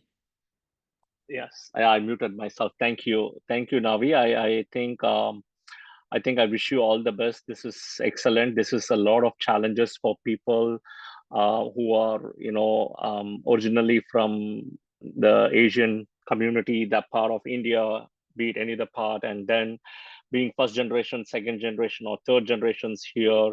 Slowly, there is a disconnect with your language, and that's the reason I also put the roots are the most important part of a tree, right? So I think that's the thing, and I also think it'll be very helpful to people. And I think it's just not, in this case it can be Punjabi language, but I think a similar concept of using other languages also is a big thing eventually, because a lot of the languages like English and other things have been, just came up later part of the life, right? So I think going back to the originals, as I said, like at the start, because you were not there in the session, but at the start, if you see, is like, right, over so many years ago, right? Even now today, you see a lot of people, especially from the Indian community, right, excelling very well in computer science. It's because of the languages in India. The Sanskrit script, the parent script, is very nicely associated with computer science, right? There is a connection. That is the reason today the assembly language and everything, and I explained about Sanskrit, which has got 108 syllables, 54 male and 54 female. None of the other languages have this male female concept of syllables, none of the other language, right? But it's got very unique. So the point is, again, this is a big opening for every other community language people to look at even Punjabi, Hindi, or even Tamil or other languages as well, because it's a big challenge, and to teach them and integrate some of our culture. Whatever even if you are able to integrate 50% of them, so that their children will get another 50% of it and everything, right? So eventually, I think that's the roots is the most important thing, and I wish you all the best. And again, like Navi mentioned, muhurta, I will touch upon muhurta down the line. I will also touch upon muhurta in series 2, who finished series 1. If you come to series 2, you will hear, get learned and taught a lot on muhurta, but there is very strong things on muhurta, and thank you for stressing on that as well, Navi. Yes, I can wish I you all the please, best. can I Go also ahead. share my experience really quick with the other murta you provided? Go ahead. Thank you. So we live here in Fresno, California, and Herman, California, and we have a farm, and we just ripped out our grapes and we had to plant pistachios. So I got with Srini after being in the class and learning the power of the murta. And so we replanted back in October. And generally when people plant in this area, we've had experience with other farmers that they've lost a third of their crop just due to, the plant acclimating to the soil and all that good stuff. We have lost 1% of what we planted, which is kind of unheard of and unrealistic. So it's nothing special went into our soil or anything of that nature. Why we've had such success with the trees and such a low rate of which ones we need to replace. So again, the power of that, and hence why I had to contact you for the YouTube channel as well, because we've just had great blessings with it. No, thank you again. This is, I think the muhurta is so important, and people undermine the value before you joined. Also, I was just telling, I don't know at what point you joined, but I was telling them how in India they are able to give you a muhurta in 2 minutes, which is practically not possible at all. It takes some time really to do muhurta. So 2 minutes is, and then only the more and more I dig, I get to know is they apply the theory of Rahu Kal and give the muhurta. So, but I think I don't use only Rahu Kal, I use everything together. So that's the whole thing. But thank you again for stressing the thing on Muhurta, Navi. Yeah, appreciate it. Thank you, Navi. All the best. Thank you so much, Srini. Thank you. Okay, so now we'll continue to discuss the general nature of planets. If we don't have any more questions or anything, I'm thinking of another 10 minutes or so, and then we'll wrap up the session for today. Okay. The next session will be somewhere in this part of, in this year, but I think somewhere October, November, or December is the last session we'll have for this year. Okay. So here, again, the general nature of the planets, you have full moon, sun and moon exactly opposite at 180, new moon, sun and moon conjunction at 0, right? A full moon aspected by Jupiter, and which is also Jupiter plus plus, means a full moon aspected by Jupiter is stronger than a Jupiter. A full moon, I would say, is equal to Jupiter or even greater than Jupiter, both. Because the reason why I say it's also greater than Jupiter is because full moon, a moon is like an Earth satellite as per science, but moon is also so close to the Earth, it can influence Earth and all the people. Okay. And we know today the tides, the gravity, everything is influenced by moon. A 3/4 waxing moon is Venus, a half waxing moon is Mercury, a quarter waxing moon is Mars. Okay. And a new moon is like an Amavasya, which is equal to Saturn. This one, when I say equal to Saturn, it can also be greater than Saturn in terms of malefic nature. This is in terms of benefic nature. Yeah. So it can be even greater, which means it can be even stronger than a Saturn is. Okay. From a Karaka perspective, the benefic wise, you can see Jupiter, full moon, Venus, independent Mercury, waxing moon with strength, right? You have malefic, sun, 50-50, half benefic, half malefic, which you can also see, right? Sunlight, you only get almost 12 hours a day, right? Light. And then you have dark, another 12 hours approximately, right? So you can see the 50 benefic, 50 malefic nature also. Rahu, Ketu, Saturn, Mars, they're all malefic by nature. Mercury in conjunction with a malefic is a malefic. So Mercury is a malefic here. Moon as waning or new moon is malefic again. Okay, so again, you can see only moon and Mercury coming in again. We see moon, we see Mercury every time. Okay. Strength of the moon. This is very interesting. Okay. So let me explain this in a very nice way here. The strength of the moon is always from sun. This is very important. Always from sun.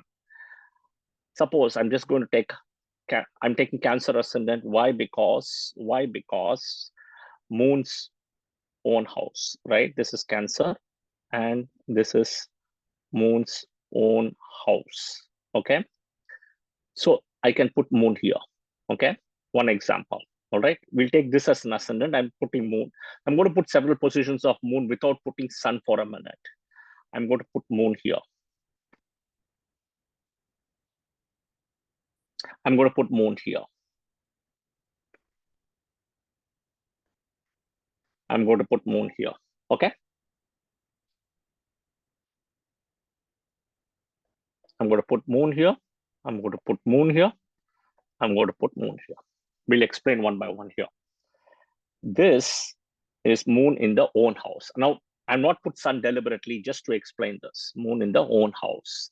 Because moon is in its own house, right? I'll write what is called Sthanabala.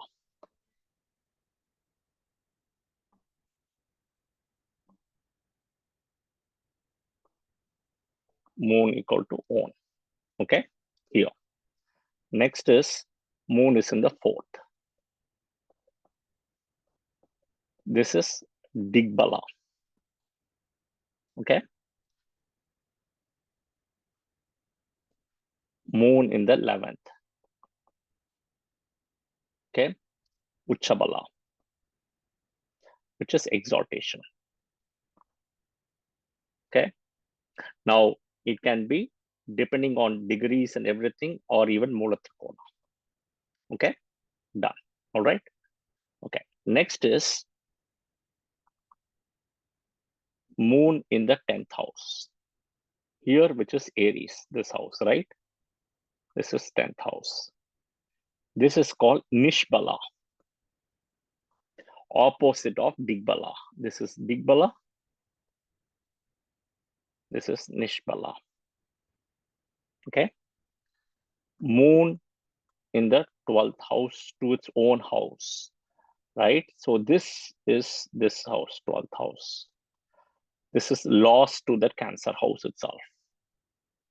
Moon, actually I should come here. Moon in the 6th house. Here it's in Sagittarius, but it's 6th to the own house. Even though this is good, but it's still 6th, 8th to that own house, which is a problem. So this is a, I'm going to put as a question mark, means problem. This is a problem one way or the other. The most difficult is this house. Moon in also 8th house, plus 6th, 8th to Cancer, plus Aquarius as darkest house. So technically speaking, this is the most difficult house for the moon. Most difficult. Okay? Regardless of the nakshatra, regardless of everything here. Now, I have not put sun at all here. This without sun only, I've just explained this whole combination. Okay? Now comes important point. I'll explain different scenarios here. Okay? Moon, sun. This is full moon. When I write FM, this is full moon. Okay? This is very good. Definitely very good. Okay. Now, sun, I'm putting 10 degrees, which is Swati Nakshatra again. Did anybody check your location to see what nakshatra is right now? I never heard that from anybody, or unless it's in the comments, I've not seen it. You can type your name, you can type your location, and do a prashna timing for your location right now, and see where is moon. Moon will be in Libra and Swati Nakshatra. Harish, I see your message, thank you. So moon here, right? Why you can see Swati is coming today a lot. Now this sun 10 degrees is debilitation point. But because moon is here, moon is here, right? And aspecting as a full moon. So this sun is not debilitated anymore. And not only that, the Chandra Kendra will all work here. Okay? Everything will work here. There's an interesting thing. Nobody asked me this question, and I'll explain it. Okay. What about Venus? Should we see the strength of the depositor here? Technically, yes. And the answer is also technically no. Because regardless of the sun is already debilitated, even if Venus is here, the depositor of Libra is Venus, and he's 12th to it. Okay. But because it's a full moon, okay, I put moon at 10 degrees. Okay. Okay. I'll put at 10 degrees. Okay. Now it's a full moon. The Chandra Adi Yoga will work. Chandra Adi Yoga is 6th, 7th, 8th. Okay. 6th, 7th, and 8th. Okay. So moon will dignify Venus straight away. So no debilitation, okay, of Venus here. If suppose Mercury is sitting here, Mercury will get dignified. The Chandra Adi Yoga. Any planet sitting here or this Rashi will all get dignified other than this. This is where what is so important in a full moon is the sun's depositor, regardless of the placement, okay, will, even though play an important role, can be almost eliminated because of this full moon. I'll give another example. Okay, I'll give another example. Because here we are talking Venus, which is always come very close to the sun by 48 degrees. So I'll explain another example. Okay. Sun here, 10 degrees. Okay. Moon here in Libra at 10 degrees, Swati Nakshatra. Okay. Now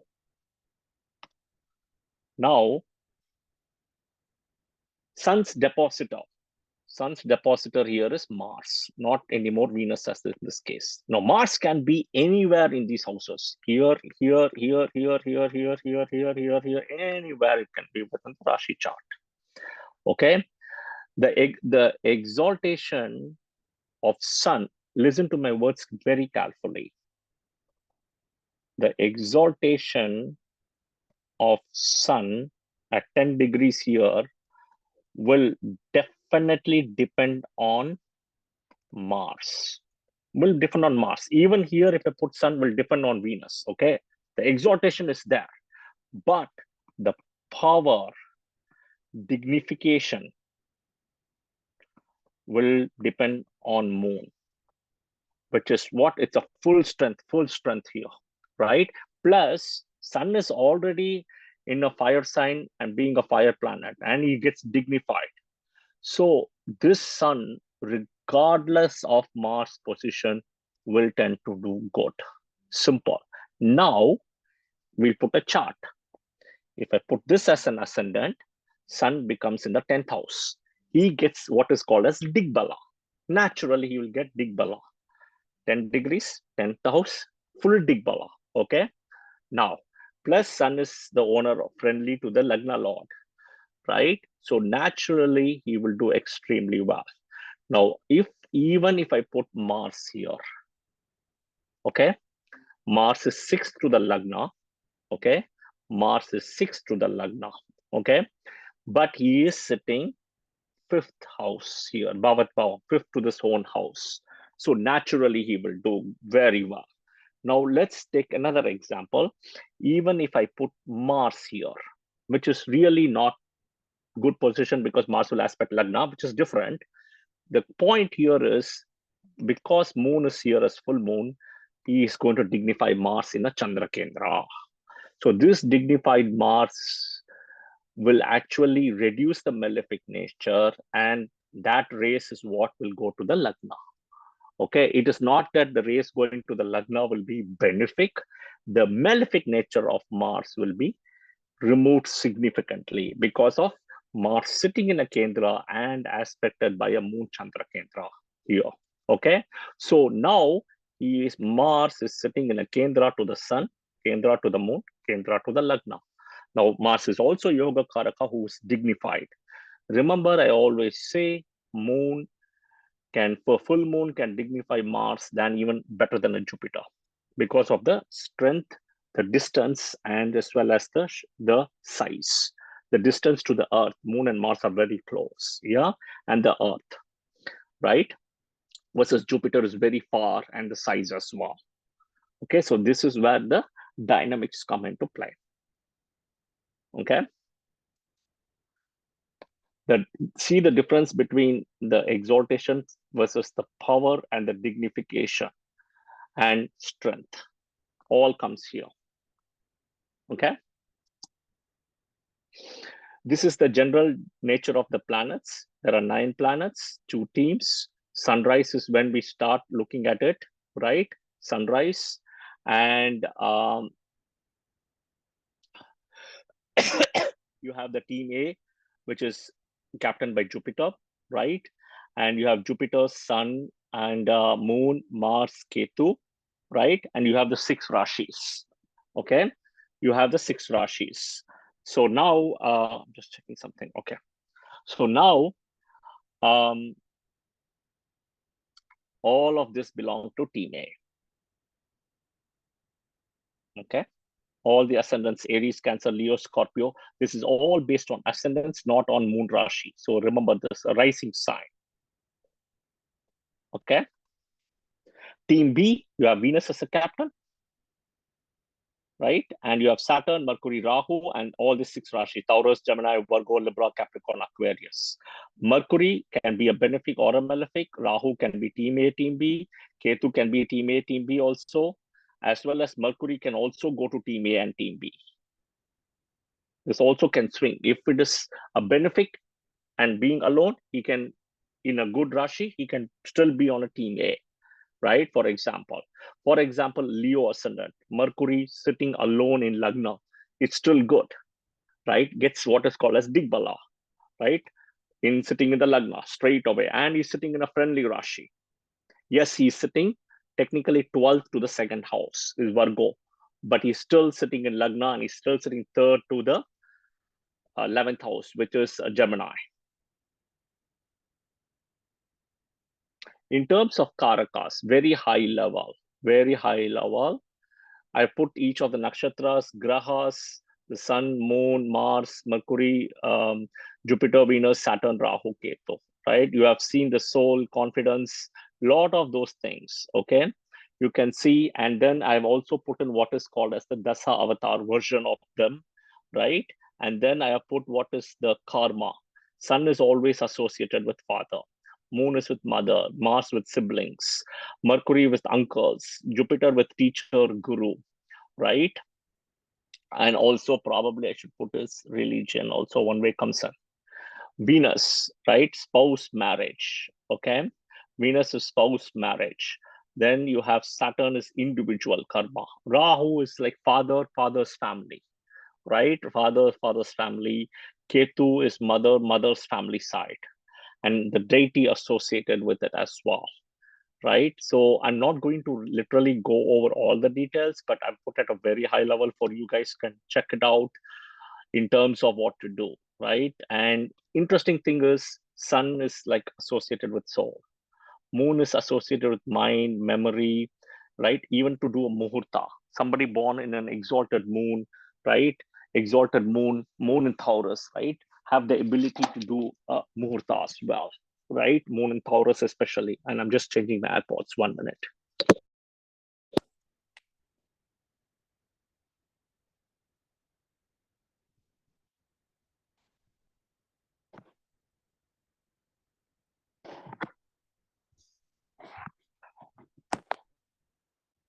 I'm just connecting my AirPods 1 minute.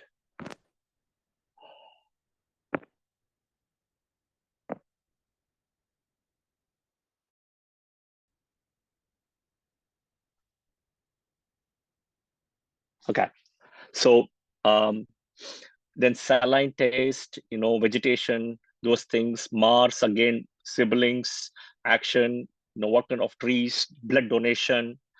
Mercury again, fruitless trees, autumn season, green grass, green vegetables, green juice. Jupiter, you have saffron, sandal, gold, yellow color items, jiva karaka, fruitful trees, right? Everything yellow color, those kind of things. Venus, you have diamond, silver. Very interesting thing if you look at it here, right? Moon, if you see here, right? Somewhere you see textiles, clothing, garment, and all coming up. Here for Venus, also, if you see here, silver, platinum, diamond, those things coming in. But I think there's a typo here, a premium clothing, fashion garment, all those things coming in, chocolates, right? Those things coming in as well, bedroom. Saturn, you have, a lot of things coming as a stone clothes, right? Sesame seeds, oil. Rahu, foreign, blue color, blue coming in a strong thing, right? Kala Jamun, Middle East, father's family side coming in. Ketu also, if you see that way, right? You see a lot of things coming in, mixed caste, old clothes, those kind of things coming in as well. But this is kind of a very high level of the elements, yeah? Now, interesting thing, if you look at it, right? Interesting thing is, if you look at it, how each of the planets come into play, right? In terms of, for example, this is a very simple example to look at it, right? If you look at all the planets here, Sun takes almost 365 days to complete a Rashi. Saturn takes almost 30 years. Rahu, Ketu, like little over 18, and Jupiter less under 12 years to complete a Rashi. And one interesting thing I always say is look at Venus, 225 days here, and then 242 days between the zodiac and the rotation. Versus see everybody else, you can see Jupiter takes almost 10 hours to complete. Like Earth, right? Earth is almost 24 hours. That's why we call a day and night. But Venus takes almost 242 days. The highest if you see Venus takes, right? Which also shows to you how it's considered a very different planet, right? Everything is like Venus is very unique, okay? The general nature in terms of direction, right? Sun is always east. Jupiter is again the east plus north, right? Very, very similar to Mercury, which is like north. Saturn, if you see, is west, right? And the simple way, if you want to think of this in a chart, right? In a very simple way, I'll put this easy way in a chart, in a D1 chart, right? You have, let's put this way, east, west, okay? South, north, okay? You have here Jupiter and Mercury gets Digbala. Saturn gets Digbala. This is purely based on Digbala here, okay? Moon and Venus, right? And Mars and Sun, okay? So then you have east, west, north, south. And then if you want to know the other signs, very simple, move five places. So 1, 2, 3, 4, 5. This is also west, but this is movable.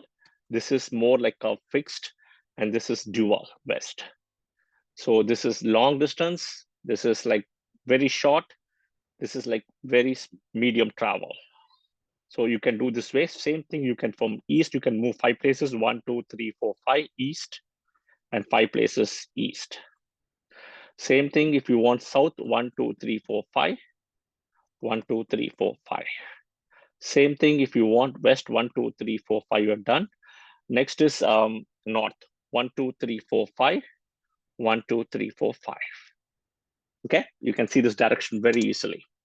That's kind of what it's going to come now. This is all planetaries, that is Rashis, this is planet.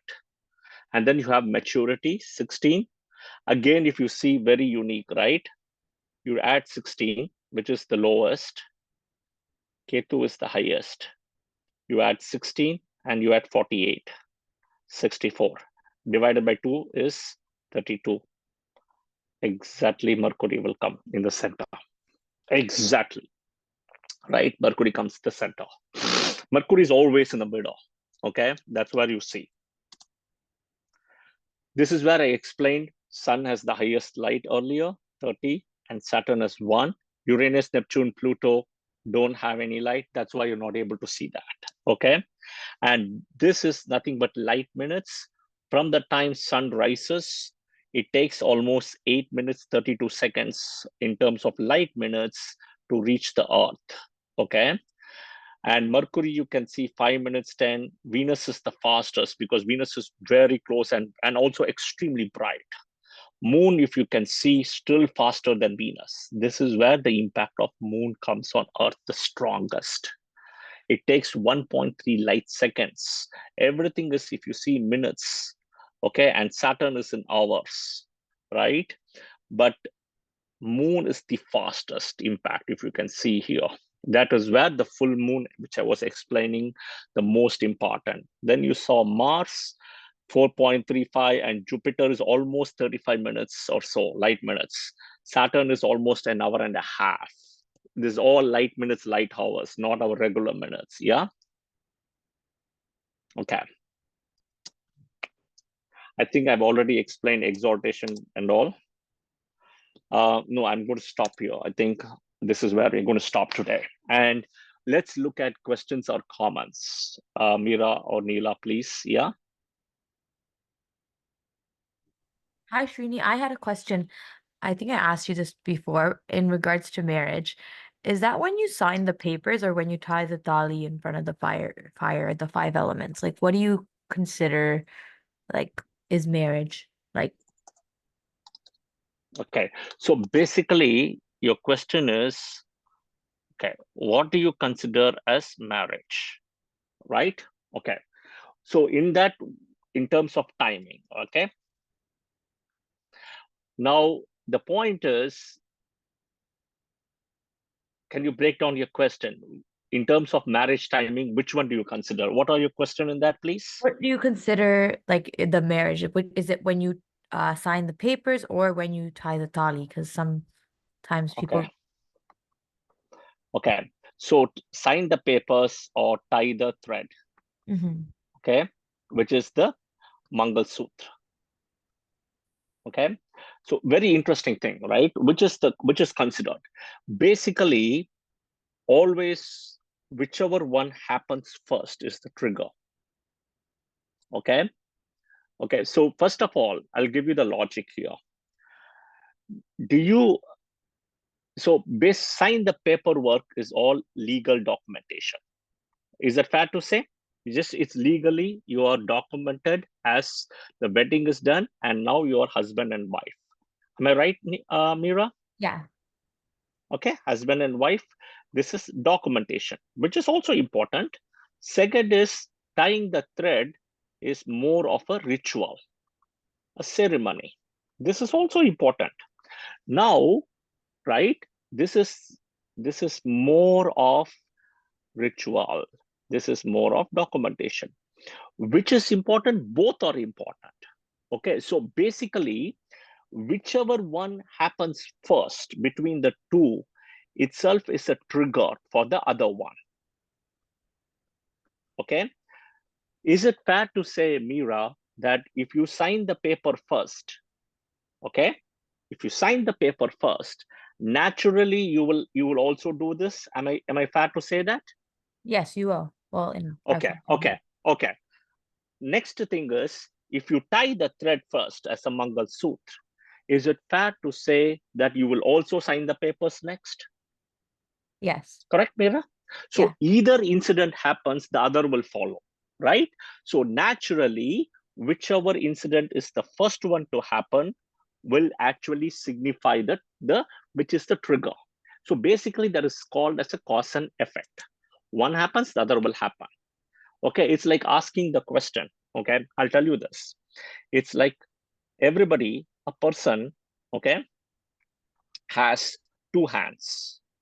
Okay, one is right, one is left. Okay, now both hands are needed. Both hands are needed. Okay, but there is no choice. A choice comes. A choice comes, and then what happens is you have to choose one versus the other. Whichever is the dominant hand, people will always choose as the favorable. Okay, if you don't have a choice, right? A right-handed person will always prefer a right hand. A left-handed person, okay, will always prefer a left hand. This is the fact. This is really a fact. Okay, so my point is both are needed. Same way both are needed. Whichever is the first one will trigger the second one. But the first thing is what signifies the most important thing. The first itself, when the first happens, the second happens naturally. Okay, so that's what is the important thing. Okay, did it answer your I question? have one follow-up question. So in Okay, our culture, we tie the tali, we get a muhurtam for that. Then right after we sign the papers, you wouldn't need two different muhurtams, right? good point. Good point. Let me explain. That's the next question. So in your tradition, you say you tie the thali or the Mangal Sutra. Okay. Okay. Second, the next one, this is the first step. Step two is what happens is you are doing the paperwork. Correct? Legal. Correct? Now the question is, do I need to do a muhurta for this as well as this? Am I right, Mura? Yeah. Okay, the answer is, I would say yes. And I'll tell you why it is. So this is very important. Do it. Now, this also is important because on a piece of paper, legally, you are having it, you want to make sure you do it the right way. Okay, so basically, if people who come to me, right, I'll tell you what I do is I always give murta for every single murta options. I give three murta choice, three options I give. I never give one. I give 1, 2, 3. So what one can do is one can use for any one of this, and the balance two you have choices to do between the two. But I would say both are important. Both are important.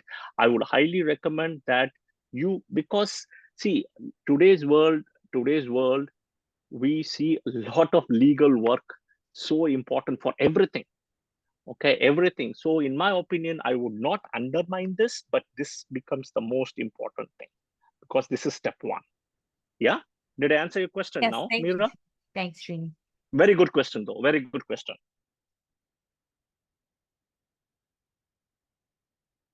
So I'll explain to you the rationale also in this way. I'll also explain to you a simple rationale. Okay. This is always my favorite example I will give you. Okay. Suppose you have to take a flight to catch. Okay. And you said that your friend is going to drop you at the airport. Okay. Suppose you have, let's say, a 6 p.m. flight on a Friday. Now what happens is, let's take an example. It will take an hour and a half by road. Okay, so you're padded. So which means let's take you, and it's an international flight. Let's put it this way. It's an international flight. So at least by 4 p.m. you have to be in the airport, which means an hour and a half. So let's take an example. 4 o'clock, 6 o'clock is the departure, which means 4 p.m. you have to be at the airport, cut off. Now the point is, you know it's an hour and a half drive. So now what happens is your friend, let's say, will pick it up you at 2:30 p.m. at your home. Okay, which is perfect, right? 2:30 p.m. at the home, an hour and a half drive, 4 o'clock, you're perfect. Okay, now what happens if your friend on the road says, I have to stop to fill gasoline or petrol, whatever it is, in the gas station? This is where the challenge happens, right? So my point is, this is a stop which was not accounted by you, but which means your friend should have come to your home at least by 2 o'clock. So you can take that 15-20 minutes break to fill gas or have a snack or whatever it is. So my point here is that since this is a time which takes extra, you have to account it into your calculation. This is nothing but muhurta. Same thing, you have to take this into account into calculation. This is the point, yeah, to explain to you. Okay. Okay. Thanks, Srini. You're welcome. Any other questions?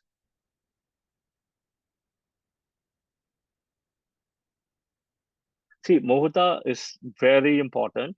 It's very important. It's not at all difficult. It's easy when you're able to understand the basics and understand what is the outcome. I'll give another simple example, okay? Everything will change based on what is the purpose of the muhurta, okay? Suppose when somebody is doing a house move, okay? This is the same question, what's similar to the thing, Meera, you asked the question, what is considered as a house move? The day I move all the things? Not really. The time when you go to your house, you get the keys. After you get the document, you go and you keep at least one thing, I say. Now, I say one thing, it can be based on your nakshatra energy. Suppose if you're Rohini nakshatra, you can keep 5 things, okay? If you're Rohini nakshatra. Suppose you're Shravana nakshatra, you can keep 3 things, okay? Suppose if you are Mrigashira nakshatra, you can keep 4 things, right? You can use the nakshatra energy that way. And now what you also do is among the 5 things, definitely one has to be something with your Kula Devata, right? The Kula Devata, right? Then it can be Ishta Devata, whatever it is, then one of your item and everything. But one important thing other than that is also like, warming milk and keeping the deity and saying a prayer. This becomes the first thing. Suppose you do it today at Sunday, and you can move whenever you want from there on, doesn't matter. But doing this first ritual in the home triggers the most important thing. Now, because you want to be staying in the home and everything, which means naturally you always use fixed ascendants in this case, right? All the fixed ascendants. So this is 1, 2, 3, 4. Okay. The next is this is a fixed ascendant. Because you want to permanently stay in the place. You don't want to keep on changing forms, right? I'm assuming you always use. These are the 4 fixed ascendants. You will avoid movable. You will avoid dual. Okay? My answer will change for based on what is the muhurta to do it. This is just a muhurta glimpse I'm giving you now. Okay? This is for house move. Now, we know in transit, because transit I'm going to write outside. This is Aquarius, right? We know. So I will write here Aquarius, Taurus, Leo, Scorpio. You know right now in transit, Saturn is sitting here. You know Jupiter is sitting here. Okay? You know now, right? And of course, you know Rahu is sitting here. Ketu is sitting here. So definitely this ascendant is out. Saturn in the Lagna, out. Saturn aspecting the Lagna, out. You cannot do these 2 ascendants now. So only these 2 ascendants are possible straight away. So Muhurta, I mean, it takes time, but this is the logic. Now, here, one way you can put Scorpio as an ascendant and Jupiter aspecting it versus Taurus as an ascendant and then putting Scorpio the 7th. Here, I would prefer Taurus as an ascendant. I would prefer it. And Rahu in the 11th is okay. Saturn in the 10th is okay. Even though Ketu is in the 5th, right? What is happening is Jupiter will aspect it. Okay? Jupiter will aspect this, and this. Right? Now, the 4th house, 4th lord needs to be protected for a home. This is the 4th house, 4th lord. If Taurus is an ascendant, 4th lord is Sun. So Sun is somewhere entering here and here, between here, this axis. Sun will be somewhere here now. Today is what? Yeah, so this is where Sun is. Okay, so now it's important. So this is how I would do. I would not pick any other ascendant. Okay, next is we look at another example. Okay, let's say marriage. Simple. Naturally, when it comes to the marriage, the ascendants which I would always pick is 1, 2. There is a reason why I'm putting in a certain order. 3, 4, 5, 6, 7, 8 is like a question mark, half and half. Even this is a little bit half and half. These 2 are half and half. When I say half and half, if Jupiter is somewhere sitting here, is an exception. If Jupiter is sitting here, is an exception. That is why half and half. But end of the day, technically speaking, 6 ascendants are the safest here. 6, that's it.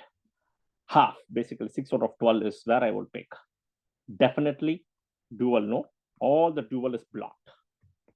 Dual ascendants indicates dual marriages, straight away, simple. So dual is out. So you see now how based on the question, house move to this is changed. Same thing I will tell you to Mira's question before I explained. If it is not an international flight, it is a domestic flight, right? Naturally, for a 6 p.m. departure, you can be close to 4:30, 4:45, it's fine. You have more time between these 2. You have more time. You don't need to be 2 hours before. You don't need to be, right? Same thing if you don't have baggage check-in, right? If you're going for a vacation as an ocean view apartment or something, then you have baggage check-in, that's different. But if you don't have baggage check-in, then you have your time. So everything will change. So same thing coming back. House move is different. Marriage is different.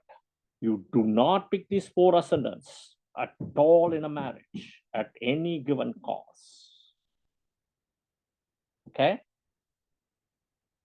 This is how it works. The muhurta. Okay?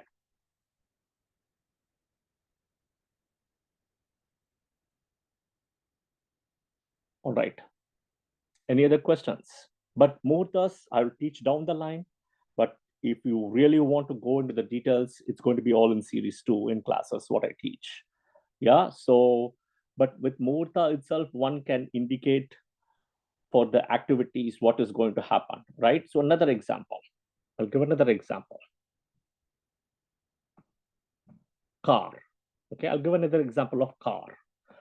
Buying a car. I'll tell you what I do typically. Okay, see, a car is, first of all, what do you think a car is? Car is constantly moving.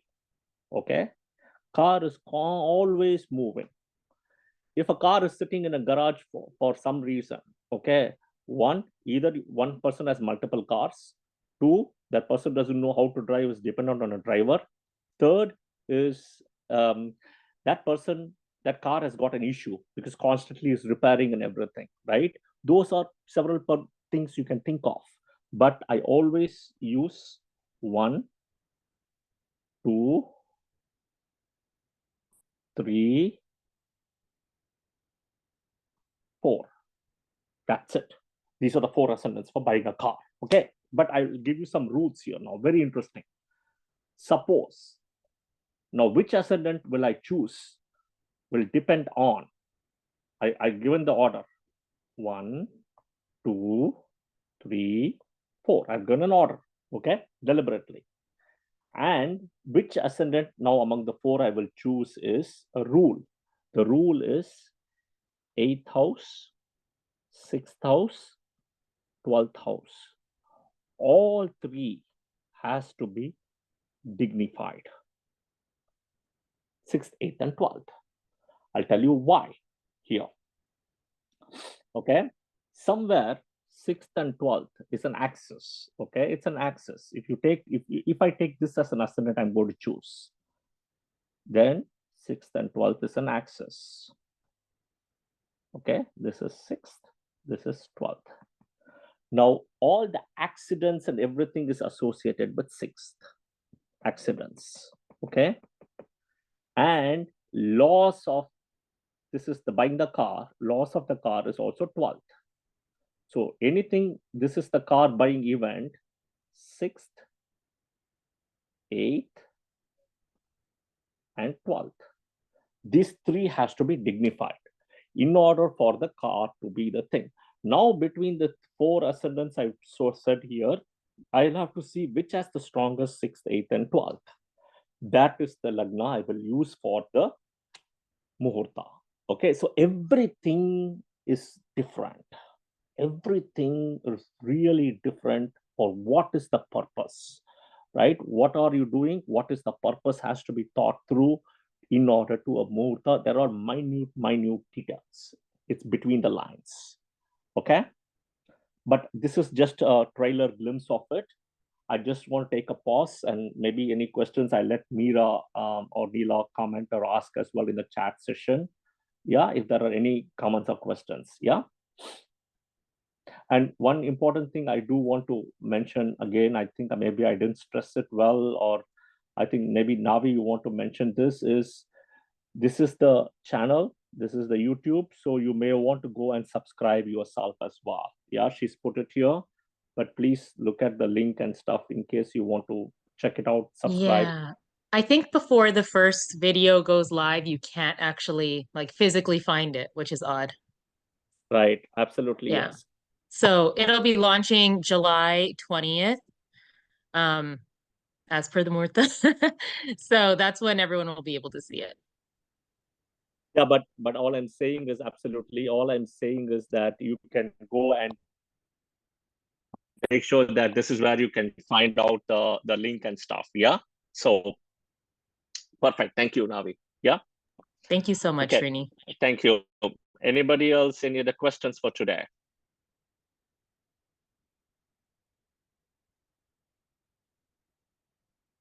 I will try to upload the link and everything for the YouTube today. So you should see by tomorrow. I would say you should see it live. Yeah, and you should see that live in YouTube. And thank you for joining. I'm assuming there's no more comments or anything in chat or anything. If not, we'll call it for a day today. And thanks for joining. And the next session, I will be doing it by end of this year. Yeah, so perfect. If there is no more questions, I don't know. There's Meera. actually one question. It Okay. says, for education muhurta, starting a new school or college and success in education, what would you be looking for? So education, school, what are we talking here? I mean, what education? Which Starting a new I mean, starting a but new school. Success in okay. education, I guess. No. I mean, education. See, education He said is primary school. right. Basic school, elementary school, Oh, middle primary school, high school. Okay, the person said So, primary school. Yeah. okay.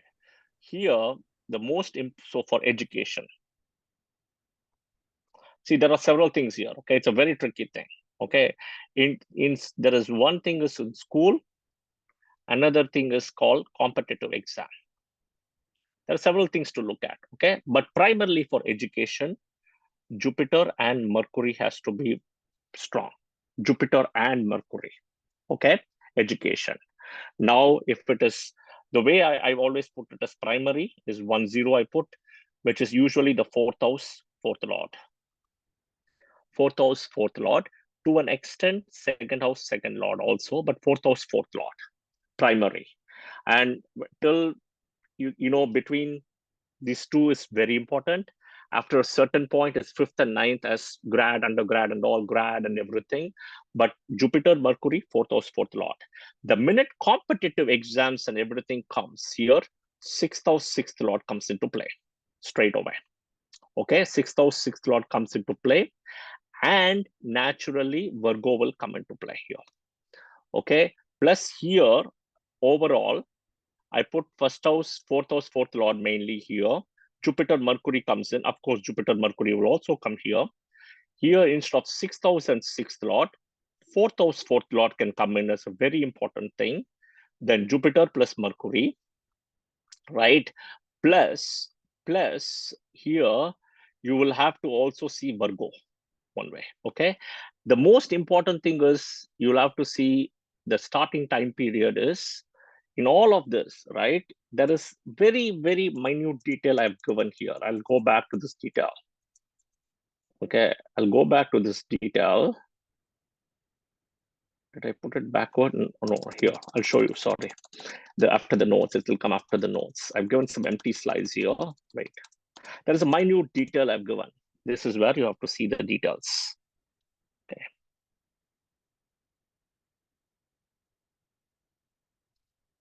For moon, okay, for moon. So now what it means is, I'll tell you.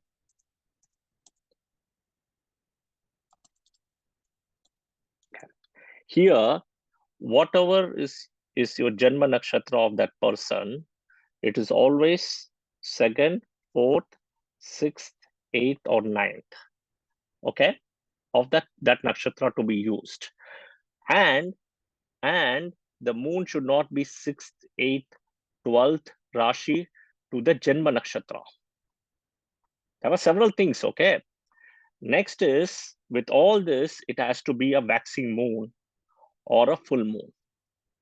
See, you can ask a question. A question is very simple to ask, but there are several things to be done.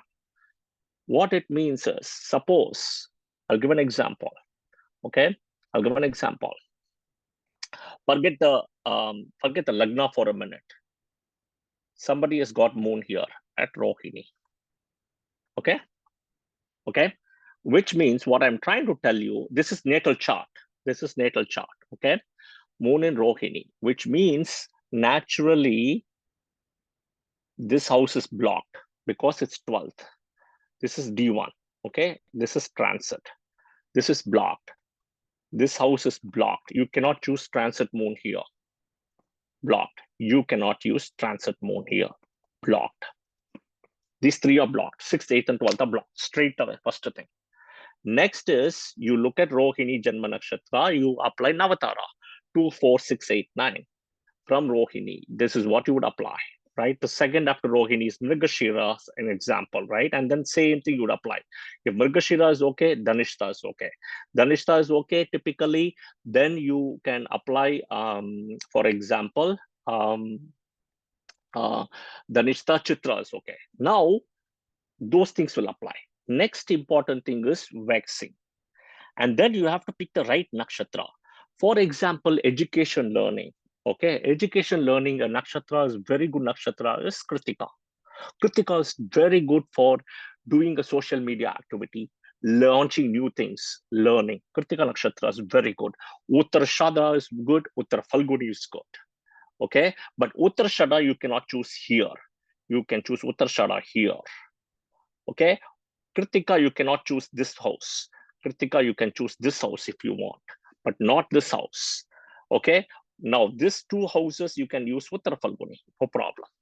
Okay, Shravana you can use, but Shravana is the Janma Nakshatra of Rohini Trijanma. So you cannot use Shravana now. So you'll have to use which nakshatra to use. The fourth nakshatra, right? For example, so after Rohini, Mrigashira, Ardra you cannot, Ardra is out, right? So again, Ardra is not learning. So you have to know which nakshatra to use. So there are several things, which you can apply and use. You have to put all this together. See, I can give you all the rules, but it is going to go back to your birth chart to do that. Naturally, you should avoid Rahu Kal on that day, right? Time period. So you have to avoid Rahu Kal. Next is it a Wednesday or a Thursday? Jupiter and Mercury becomes very important for education. Will both support is a question mark because Jupiter is right now here where I am drawing and Mercury is somewhere here, right? Somewhere Mercury is around here or in Gemini. Between these two houses, somewhere Mercury will be. Okay, so you have to see how to do that. It's easy, but these are the rules, yeah?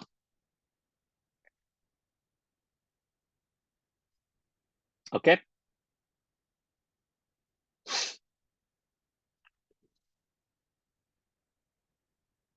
There's one more question, Srini. Yeah, go ahead. From Vijaya Lakshmi.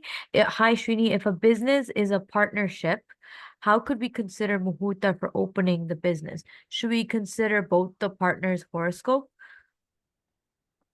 Okay, excellent question. So first is, before you go to the horoscope of two people, if the business is a partnership, we'll have to look at few things.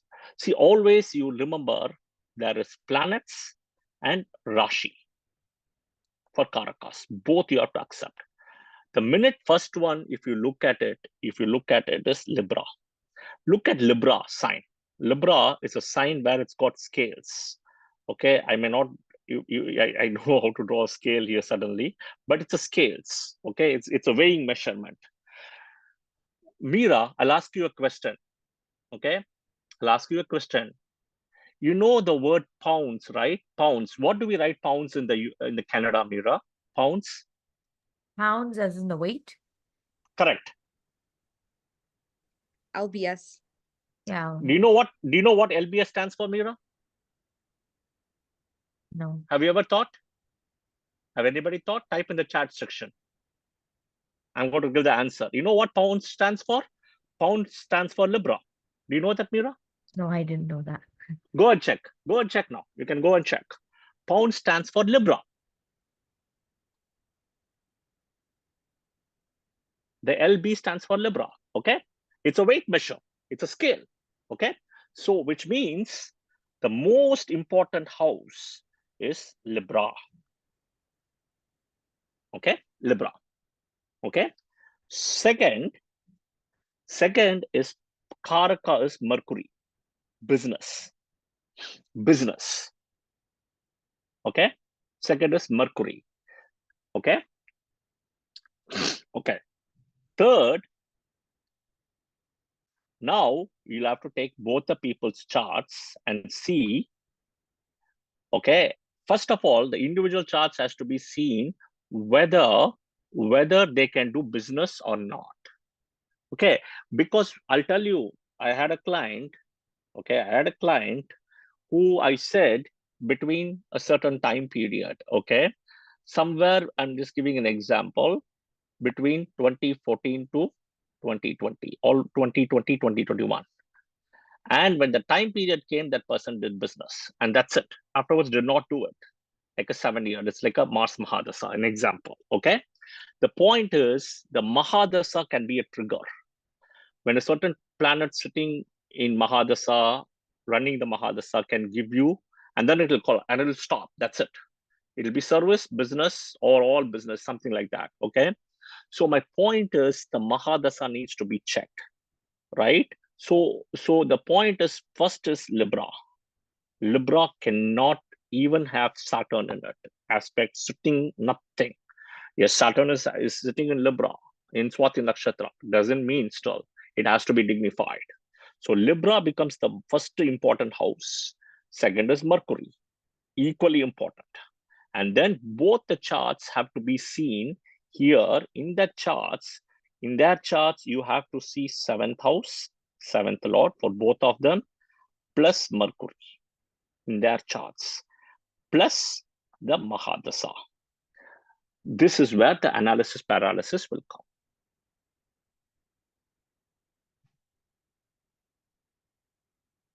Suppose if a planet is sitting in Libra and starting to do it, you'll have to check that, right? But this is where the, on a very high level, this is how you would look at it.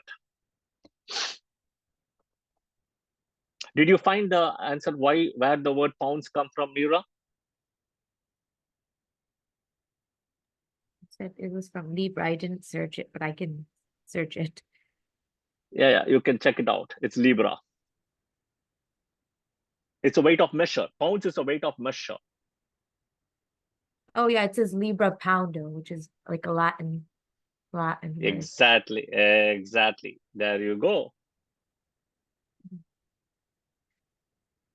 Trudy, there's one more question here. It says, how is Rahu Kala a fixed time? See, okay. How is Rahu Kala fixed time? We explained this, right? See, the time is typically done. Let me put it this way. The time today can be broken down this way. One way is Sunday, Monday, Tuesday, Wednesday, Thursday, Friday, Saturday. Okay, this is one way of doing time. After Sunday, next week Sunday happens. The next time is you have is 24 hours in a day. It moves, right? 24 hours, 0, then 24 hours. Another day happens. This is also another way of measuring time.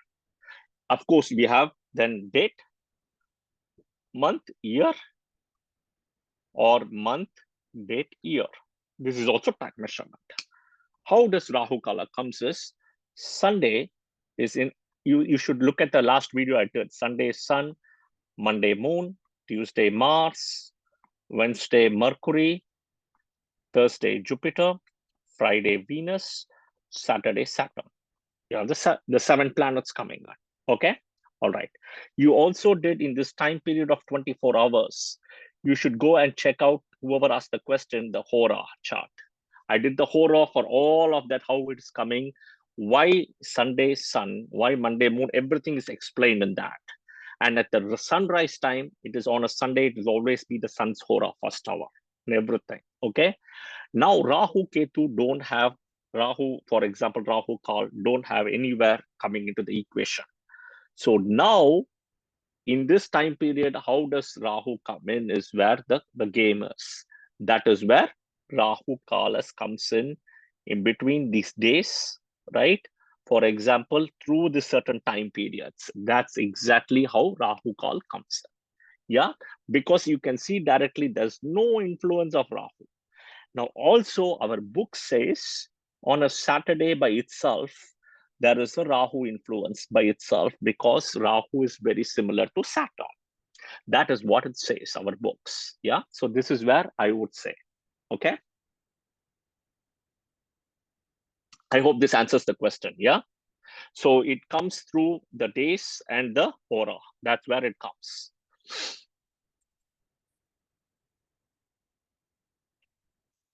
So I'll just go back. I don't have the previous slide session right now, but I'm just going to go back and put this. They move so fast. Yeah, here.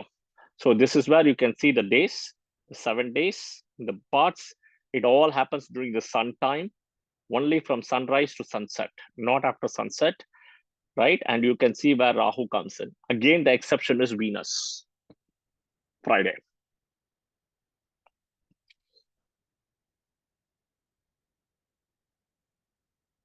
Okay, any other questions?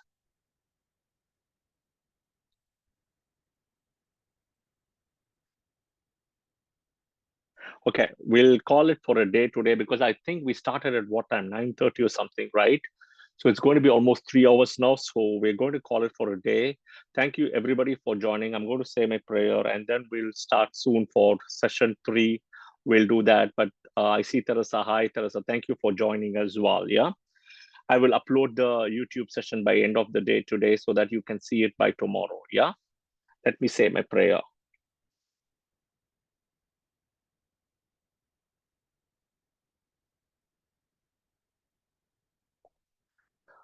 All right, guys, thank you. And thanks for joining. I hope this was helpful and appreciative. And again, Navi is also launching. So best wishes for Navi. So stay tuned for many more activities to come as well. Yeah. So thank you. And I wish you all the best and have a great day. Okay. Thank you again.